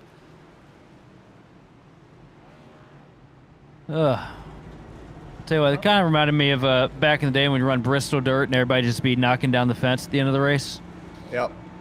That's what that looked like to me. I mean, that was the typical don't lift. We need to push through the wreck, Darlington, and that's kind of how it goes. All the lanes are blocked. What are you gonna do? Even if you slow down, you're still gonna hit somebody. And I don't think we've seen those guys that took tires. I don't think we've seen enough laps for it to be a big difference. So I know, Roger, you kind of seen yesterday when we were racing on the Thursday. I think Levine and a few other guys came down pit road up. I think with about 10 laps that we had on our tires and kind of stayed out. And I don't think they really got to everybody completely up front. But I remember right at the end, after before I got taken out with about 5 to go, they were right about up to me. So maybe if we can get some time, I obviously probably won't get up to Sean directly, but those guys taking tires might be able to get a net gain out of that by having a little bit of extra grip to move around. Yeah, I plead the fifth about yesterday's end race. I had a little bit of front nose damage due to an incident on track. So my tires didn't really matter. I had a lot of nose damage from a previous incident. But I can tell you, the new tires coming up behind you when you have damage is terrifying because they'll just move the air. Oh, into 3 and 4 here, getting ready to load back up into the restart zone. Sean Conklin now leading Palladino. 10 laps to go when the green flag comes out. We are back underway. Conklin quick through the gears. A little bit of wheel spin up on the outside line, though, for, I believe, Pettis. As he dog tracks it down to 1 and 2, side by side with Baxter to the bottom. Ooh, I think they go again. Oh, here we go. Yeah. Oh, it's going to hurt. Oh. I think Pettis is kind of stuck here because Olsen isn't getting great restarts, and Pettis is just stuck behind him, and you can't hit him to go because it's just going to spin the tire more and more. So Pettis is kind of just stuck right now. Yeah, I think he was going to stuck either way, right? Because we've seen Palladino got to have the same issue. So actually, it might be scoring him down at 5th, if that's the case, based on the scoring pylon. But if he's restarting 4th, it's going to be interesting to see because he can use that outside. If he can get a good run, the car in front of him gets a good launch, he can maybe jump up to 3rd by using the top and kind of just keep progressing forward that way. Oh, I'll say one thing. This race is starting to kind of turn into walking through the dog park at midnight because it doesn't matter where you put your foot, you're going to step into some shit. Oh, look at Big Chungus hanging on to it. He was on the apron a long time. Oh, Chungus was shaking that tail, man. That's just kind of what we were talking about, right? The 1 and 2, where people just start driving into each other. And they just start losing it. They start losing their minds here with 10 to go, and they're just going to fence you and try to make that move under you because once you get fenced, you can't turn the car down. It's so hard to get the car off the wall when you don't need to hit it for speed. I just love the back bumper on that car, man. It's funny. It kills me every time I see it. I need a Big Chungus and Thomas's Ant car in the race together. Oh, man. How about Big Chungus dressed up like Thomas's Ant? So I don't think we would be able to complete a lap. I think we would be in tears because we are children, and Darby would have to try to get us back. So, I think Joe would be reaching for the Kleenex. I think you'd hear a Steve Austin impression because he didn't know what to do. Probably. Oh, here we go. We got more complainers. What happened? Black flags for passing under yellow. By the normal victims, I will quotation mark victims. Who was it? Who was it? Who do you think? Give you 3 guesses. Sean Conklin. No. Justin Nakey. Not this one. No. 10 car. 10 car. Oh no. Couldn't be him. No, man, not Torrance. Come on. Rough breaks for him tonight. And how about Olsen hanging up here in 2nd place? Got up to the front of the pack because the race, you got that caution right in the middle of pit stops. Led a couple laps. Now he's sitting here and just hanging on for dear life. Hang on, literally, is what you mean. I mean, Keegan, Talk to me about it. These restarts. Are you upshifting quickly? What are you doing to counteract this wheel spin?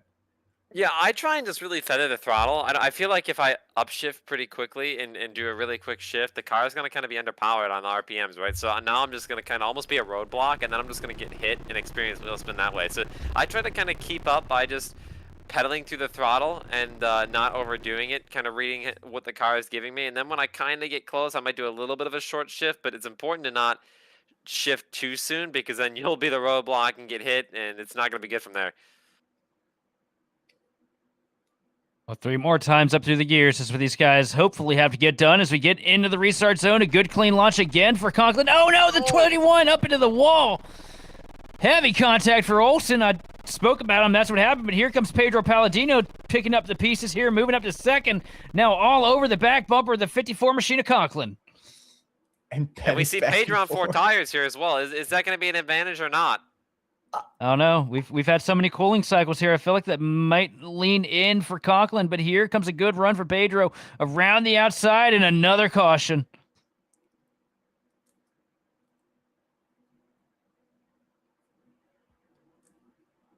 Well, we really were right when we had that yellow 20 to go that we weren't getting back going.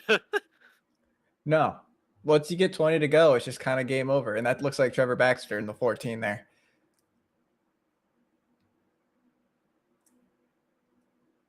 What happens here? You know, it's a good thing that we didn't have any drinking games for cautions tonight.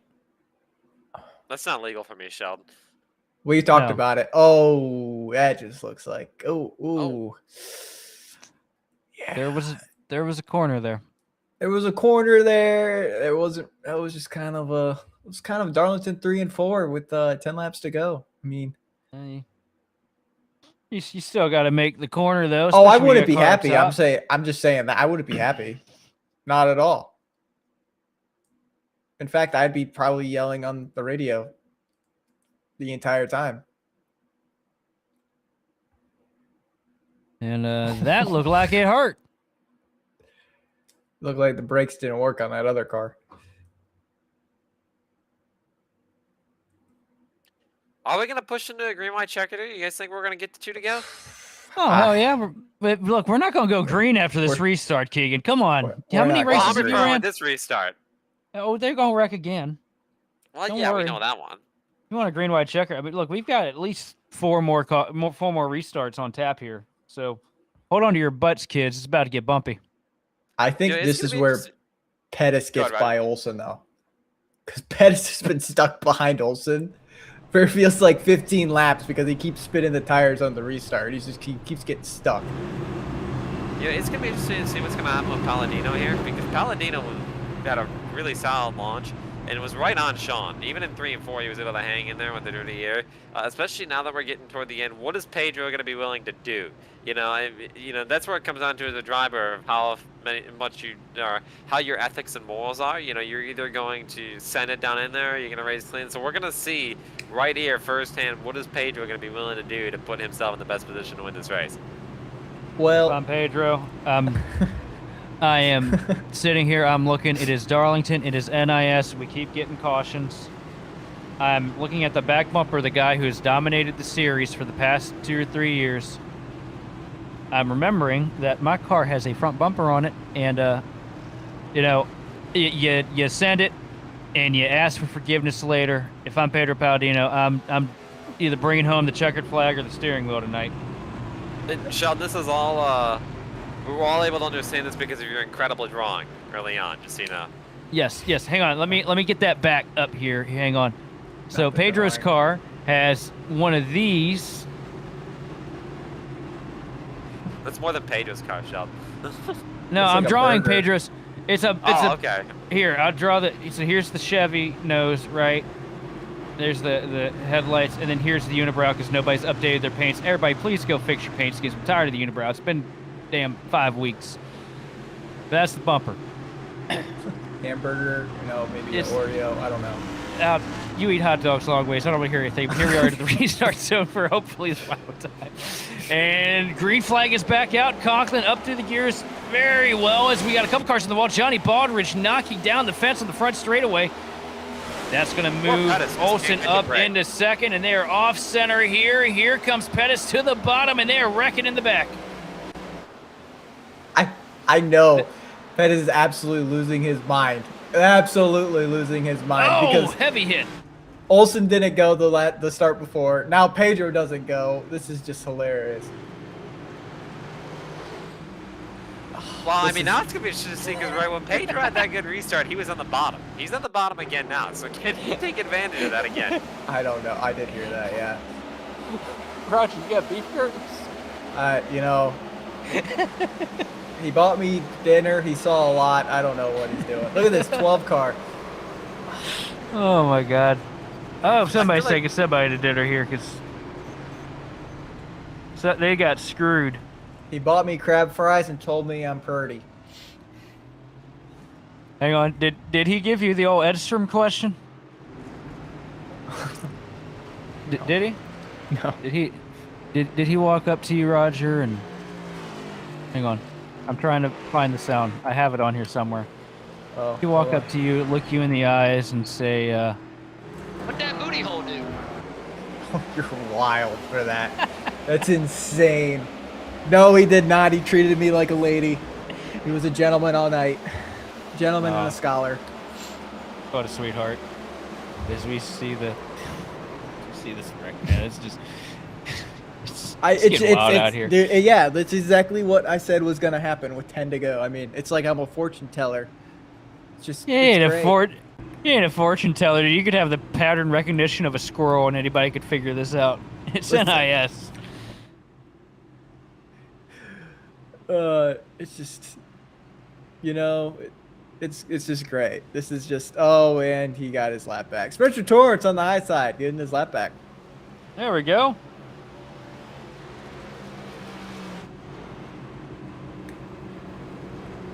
Oh, also, thank you, Skid Racer 13, for the raid here tonight. Always love having new eyes come in here and check out the Grid Vision broadcast. You're watching what has been the 24 hours of the last 15 laps of the Darlington NiS. It has been Sean Conklin leading, well, how many laps have we done? Yeah, those, all that. That's the answer, yes. Nick Olsen has rallied himself up to second place, but him and old Pedro Palladino keep blowing the tires off on the restarts and swapping over. Here's in P2 as we work into our first green-white checker. Also, thank you, Timmy the Snack Man, too, as well for the raid. I love that name. Timmy the Snack Man. What's your favorite snack? Cheez-Its. Cheez-Its is the only answer. Cheez-Its. Cheez-Its is great. I think that Nick Vroman's favorite snack is Roger Pierce. I think we've gathered that here. Okay. Hey, there we go. You should see the memes. They're pretty good. Uncrustables, dude. We had this talk the other day with Joe, our other broadcaster. He didn't understand Dude. how good Uncrustables are. Oh, it was you. Yeah, it was our producer. He didn't They're- understand how good Uncrustables are. There are a few delicacies in life. The mid-race green flag pit stop Uncrustable, best thing in the world. Put the thing right on top of the PC tire. It'll thaw itself out. You come down for tires, reach down, grab that while you're pacing. It's probably why I speed so damn much, but man, I'm full of Uncrustables right now. And we're Can't say ready I've to ever dig done that here myself. because the restart is about to happen. And here we are, Sean Conklin back up to the gears. No spin on the outside, but no launch either. Here comes Pedro Palladino to the inside into 1 and 2 to try and take over second place. Man, I'm losing my mind if I'm in fourth place. I'm just telling you right now. I am not a happy camper. Oh, make and he contact. touched. Oh! And down to the bottom, here comes Pettis trying to make it 3 wide into turn 3. Oh, More we got a contact slider. up top. Oh, slide job, and it's going to work, but they wreck in front of Oh them. my God! Oh, Pedro Palladino, heavy hits to Pettis, the outside. save it. Pettis makes What it do we through. The do? white White flag is flag. out.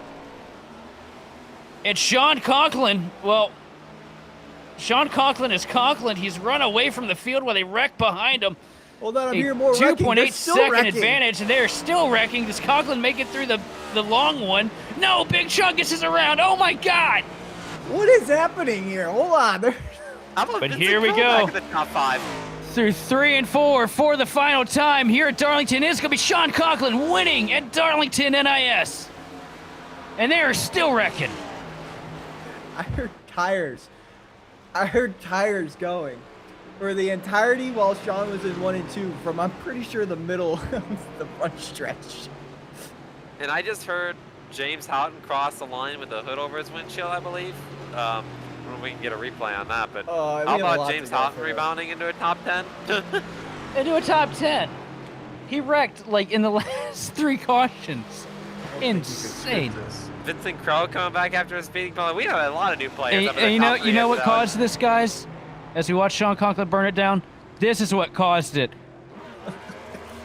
Olsen used the bumper. It's the chrome horn. This is the chrome part. There's a horn here somewhere, and now it's got a little squiggly, and we're gonna put a little smiley face over here. But that's Conklin. He's happy. Everybody else, they're not happy. There's about to be a fight on pit road. They're throwing hands. That's sesame seeds on the bun. Shut up. This is my artwork. It looks like a homer. These two are fighting. This is Olsen and this is Palladino. And I think Sean Conklin, he's really happy. He's got like the little happy face here with the little nose, and he's got a little mustache now too. Sean's grown a mustache. I don't know how you managed a homer out of that. Can we get our producer to move us like down to pit road or something? Because it's about to go down on that. Oh man, we just have a lot to go through here. So that was probably the craziest last lap we have of the year so far. John Madden, is that you? Don't fill his head. Don't do that. Don't fill his head with that. I mean, I would play Nick Olsen. I feel like he started that whole mess, and then everybody in the back. I mean, we might have to watch it from a blimp view. Come on.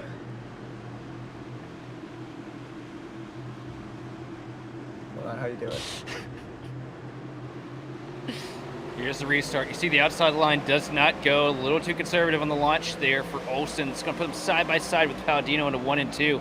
Here comes Pettis. He dives down to the bottom, trying to make something happen here. A little bit of net code maybe there? Well, they touched. Wall ride. Well, right there they touched. Pettis saw it. Yeah, Pettis saw it. He was like, I'm taking 3. There he ain't making it. Here comes the slide. And then, just look at that save though from both the 32. Oh, 32 did not save it though. And then there's come back here. All right, now here's what Tommy Gossett. 4 wide. Oh, you man. know what? Oh, no. He got tuckered. Oh man. Oh my God. Wow. This is Grid Vision. This is the Top Split iRacing broadcast. That was the danger zone right there. And then he met the wall fairly quickly after that big run. That just looked like a pile up, man. Like, we see what was going on there is Tommy just wanted to be the first one in the wreck, and that's what he got. He got to be the first one in the wreck. I don't blame him for saying that. You got to do something back there, right? They were 4 wide, like at Darlington going into 1. No, just look at this. This is probably gonna be not top 10 material. Oh, Olsen just looked like he clipped him a little bit, and that's what created that wiggle. And then it was just, Big Chungus. Oh, Big Chungus gets nailed. We missed that hit. Oh. Nailed like Thomas's aunt. Poor Chungus. One more replay of Chungus. Let's see it. Oh, man. Does he stay? Oh my lord! Chungus got abused here, boys. Also, Right Skid in the Rich, hood thanks for pins. popping in here. Have yourself a great night. And yeah, we got to get Chungus' hood pins on camera one more time tonight.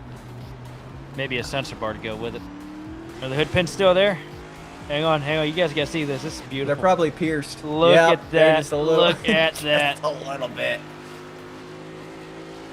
Oh. Yeah. Rough night for the Chungmeister. I don't, man. Well, have you ever? Wait, Look at Pettis the got race third? results. As we look at the race results and coming home P1, obviously Sean Conklin followed by Ross Sareva.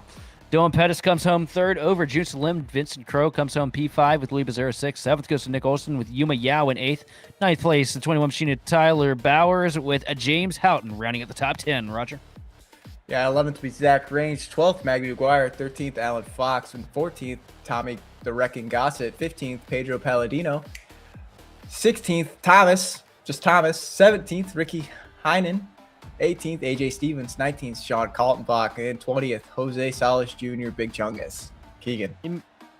21st, we round out with Nicholas Potovich with Jeff J. Wright in 22nd, Sean Anderson 23rd, Johnny Baldridge 24th, Trevor Baxter 25th, Spencer Torrens 26th, Michael Tucker 27th, J.R. Barbarama 28th, Connor Wallback 29th, Gabriel Mercurio 30th, Sean Peleg 31st, Joey Beck 32nd, Johnny Dressler 33rd. Obviously, we've seen their incident on the front stretch. Steven Wilson after, we don't know what happened to Steven Wilson, but something happened after a strong run tonight. And Thomas Derry is running at the 35 car field. What a night. That was something. We're gonna start out here, and I'm gonna let the interview honors go to you, Keegan, and Roger. Well, we can also pull up, you know what? I'll start with old clean hair Vinny, and I will let you guys take a second and first.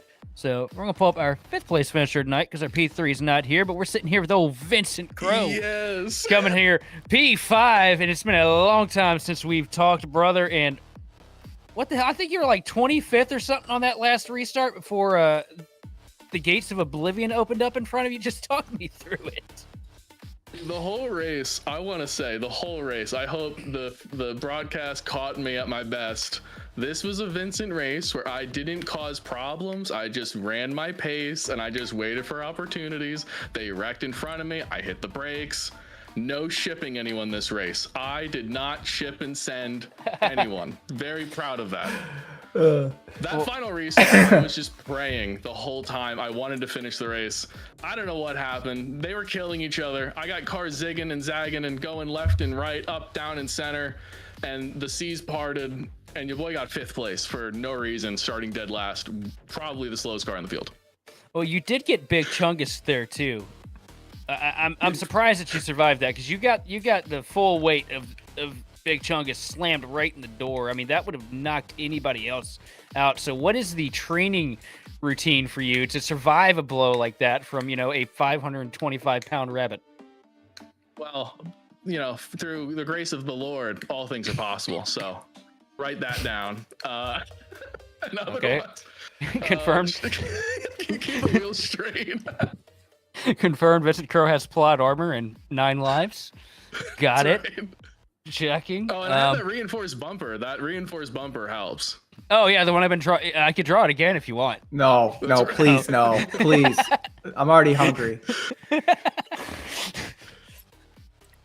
Well, I'm not gonna round it out just yet because I know we're going to Martinsville next week, and we know that you are a send master. So, are we licking the stamp next week and sending it? I'm sure you got a laundry list of drivers you want to possibly finagle out of the way. No, I don't. I never want to ship anybody. I'm sorry. I only want to ship some drivers sometimes, but you never want to have to. But I hope next week I have a dirty front bumper and a clean rear bumper. That's all I'm gonna say. Well, Vincent, I do know the one thing about you, brother, and it is your luck has never been good. And when it comes to races where it is a absolute a she show, you tend to find to find a way. Oh yeah, it was. I don't think some guys are racing next week. I think that first time watching the replay. I saw Gossett get out of the car in the back straightaway, and it looked like a cat that just came out of a dryer. I'm pretty sure that he's going to be out next week with vertigo.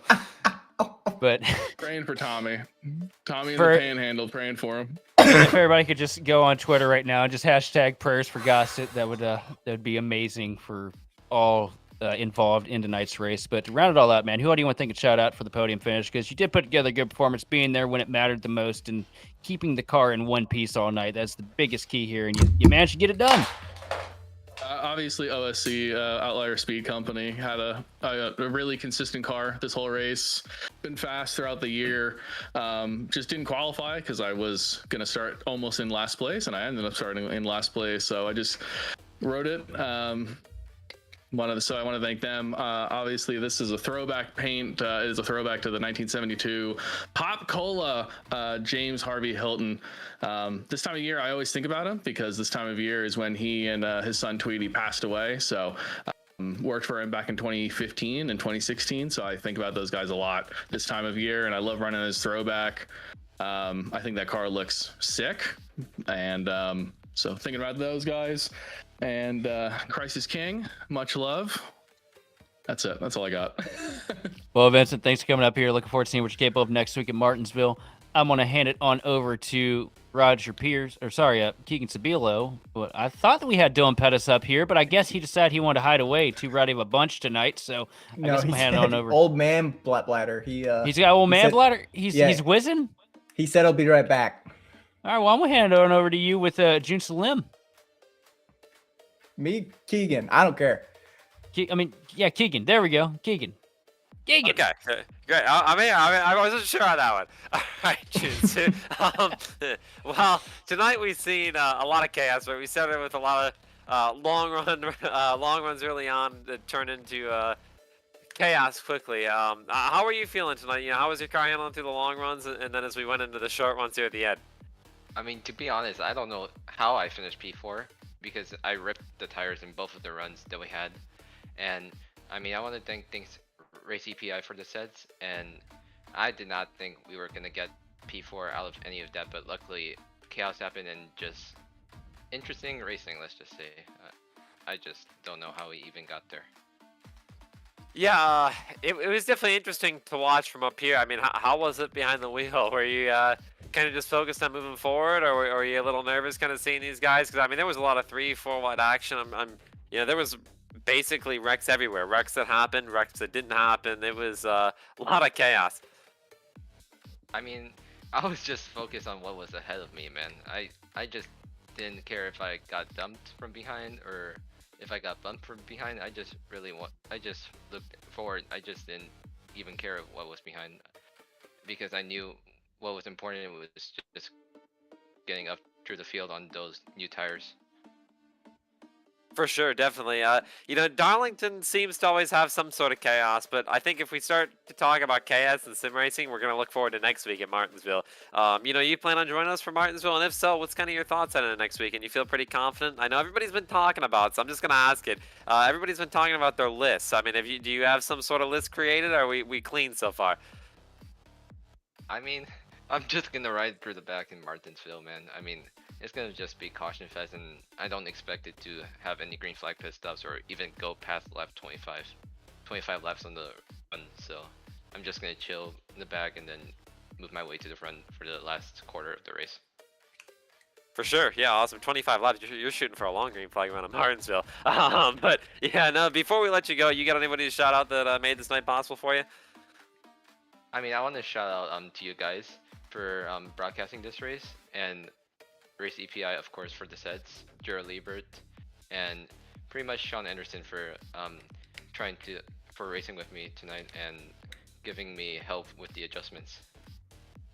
Awesome, thank you. We appreciate it, Junsu. And now, Roger, I'm going to pass it off to you to interview our third place finisher, Dylan Pettis. I think is back, hopefully. He should be back, yeah. Mr. Old Man, you got a copy on us. What's going on, man?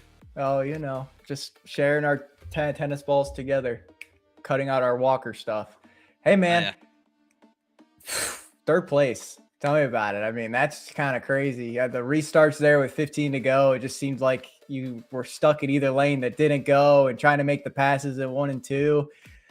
Talk me through your race. Early on, you started in the back, didn't qualify, didn't have faith in yourself. I did. I want you to know that I did. But talk with me about it. Yeah, man, we didn't qualify well. It's pretty bad. We had to come from the back. So I just really paced myself coming through the field. A lot of those guys actually kind of let me go. So shout out to a lot of them boys. But I got up there, and I don't know if y'all guys caught it on the broadcast or not, but I self-spun out of 4. when I got to Dressler's back bumper, but I thought my race was over after that. And then, Oh, that's what happened? yeah, self spun, man. And Oh, we were trying to figure out why you lost so much time coming on to pit road. That makes sense. yeah, self spun. I stepped on it, but yeah, man. I thought the race was over after that because I thought we were going green to the end, but those cautions at the end really helped us out. So. I'm looking at the replay here. You wall riding SOB. Look at you doing this shot, trying to get past Junsa. Look at you trying to get that. You dirty. My car was broke right there. Oh, I mean, I get it, man. It happens. That's funny. It stuck, and I was like, whatever. Let's just go with it. Listen, man, you had a really good night. I picked you. I did. I want you to know that. Man. I know you were against that, but listen, I saw you had speed this week. If I didn't block your air, I felt like you could have had a chance to get Sean on Monday night. So, who do you want to, friends, sponsors, who you want to thank for this fun night? Well, I just want to thank the good Lord for giving me the ability to drive around in circles, and Ken Byron for the great car again this week, man, and Gossip Bus Lines for doing everything they do for us, and Randy Belt Construction. So, thank you guys too. Y'all do a great job every week. All right, buddy. Well, good job tonight. P3. I knew you could do it. I did.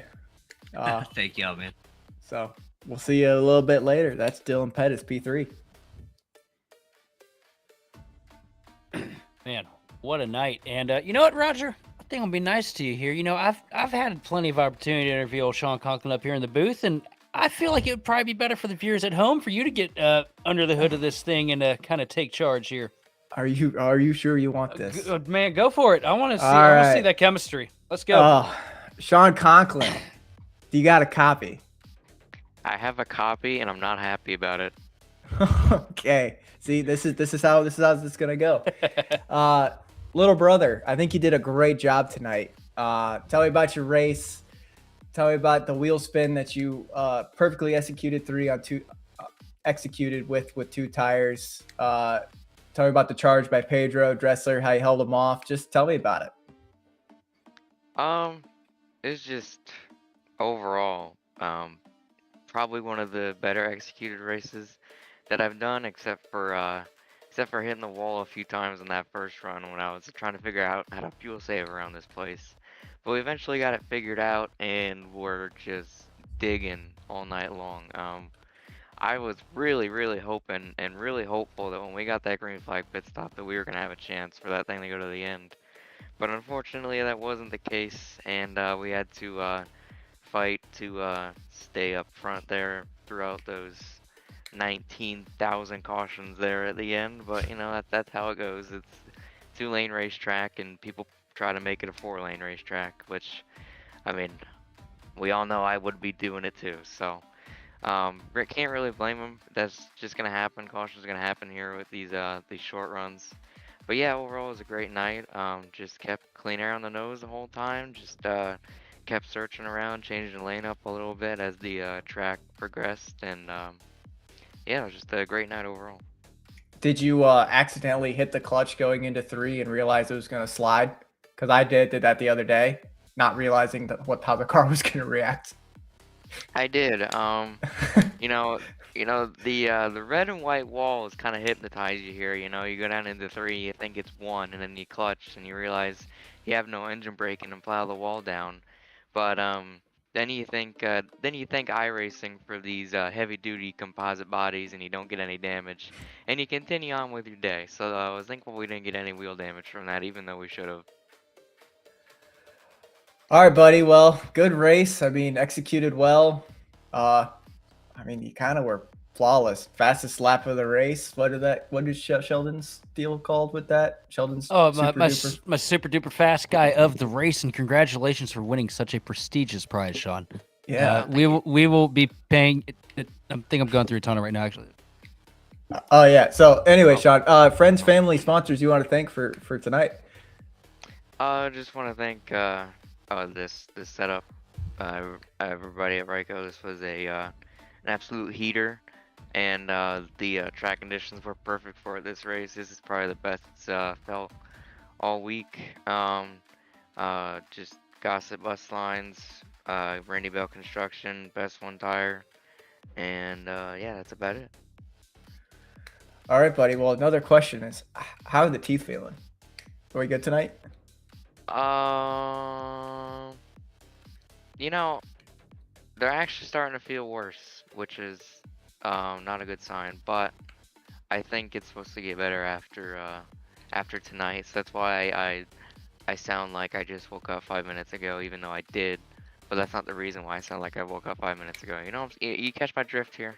Oh, I get it. I understand it. I just think it's fun to mess with you a bit. So Yeah. good race, man. I think you did an excellent job. I think you executed it just like you should have, and you didn't have me in your ear, which probably made you a little better. Yeah, I mean, I was very thankful for that. Roger, you being in his ear right now is probably why he's starting to experience pain, honestly. Oh, Yeah, no, honestly, no. my ears are hurting. Oh, are they? I'll make sure to join the Discord here in a few then. Oh God. All right. Well, that's Sean Conklin, winner at Darlington. Thanks, buddy. And what Here. a night of man, we can't get together tonight, but I think it's can't, probably dude. I can't. I think it's been one of the better nights. Trust, man. I mean, it's been absolute chaos from start to finish. Great racing product here at Darlington until the part of the race where it wasn't anymore, and at least we got a couple of laughs out of it. But Roger, tell me, what have you thought about this race this evening? As I get ready to I love it. I love hamburger this again. track. I think it's a driver's track. Like you said, it was great until the last 20 laps, which we knew what was going to happen. If we got a caution, we all knew what was going to happen. But before that, I thought it was really good. I thought the track rubbered up. You saw different grooves. You saw different strategies. You saw people trying to implement different strategies, but it just didn't work out. This is always a really fun track to go to. I think this new package that the next gen has is perfect for this style of racetrack because it puts the driving back in the driver's hands. Yeah, absolutely. These cars right now definitely more of a handful than they've been in years past, and it definitely put together a very exciting race here tonight. How about you, Keegan? How you feeling on everything? Yeah, I mean, tonight was something, I think we could say first. I mean, you know, we've seen a lot of chaos tonight. We've seen a lot of drivers coming back and forth through the field, but I think we've seen a really great race tonight. You know, from what we've seen earlier in the week, I didn't expect this much passing personally. I just didn't see how it would happen, but we've seen a great group of talented drivers tonight that made it happen. And it was just great to see some long runs early on, right before the chaos hit at about lap 120. You know, we've seen some, kind of like what Roger was saying, we've seen some great strategies, but not only that, we've seen some cars move forward through the long run, and it was fun to kind of see the drivers have the challenge of moving around to find clean air while having no grip at the same time. So overall, you know, I think it was a great week, you know, to watch some racing here tonight. And me personally, I know everybody else isn't, but you know, next week's like I always tell Kazi, it's my national holiday. I'm looking forward to it. Oh, one thing we gotta get you to do before we do go to Martinsville next week, Keegan, is you do need to get down after this broadcast and give us 20, because we can't have you going muscling a stock car around a track like that with them little spaghetti noodle arms. You really gotta get a little bit of bulk up there, man.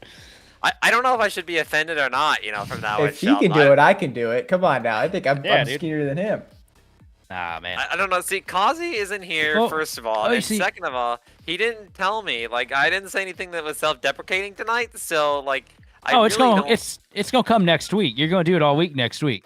No, I don't. Well, if Kazi's not around, it doesn't count, right? So, like, no, that's not how that works. Kazi, I don't have to do push-ups. I mean, unless my spotter Cody Manson throws me under the bus, I hope not, and I know he will, but I hope not. Maybe I'll have a change in heart.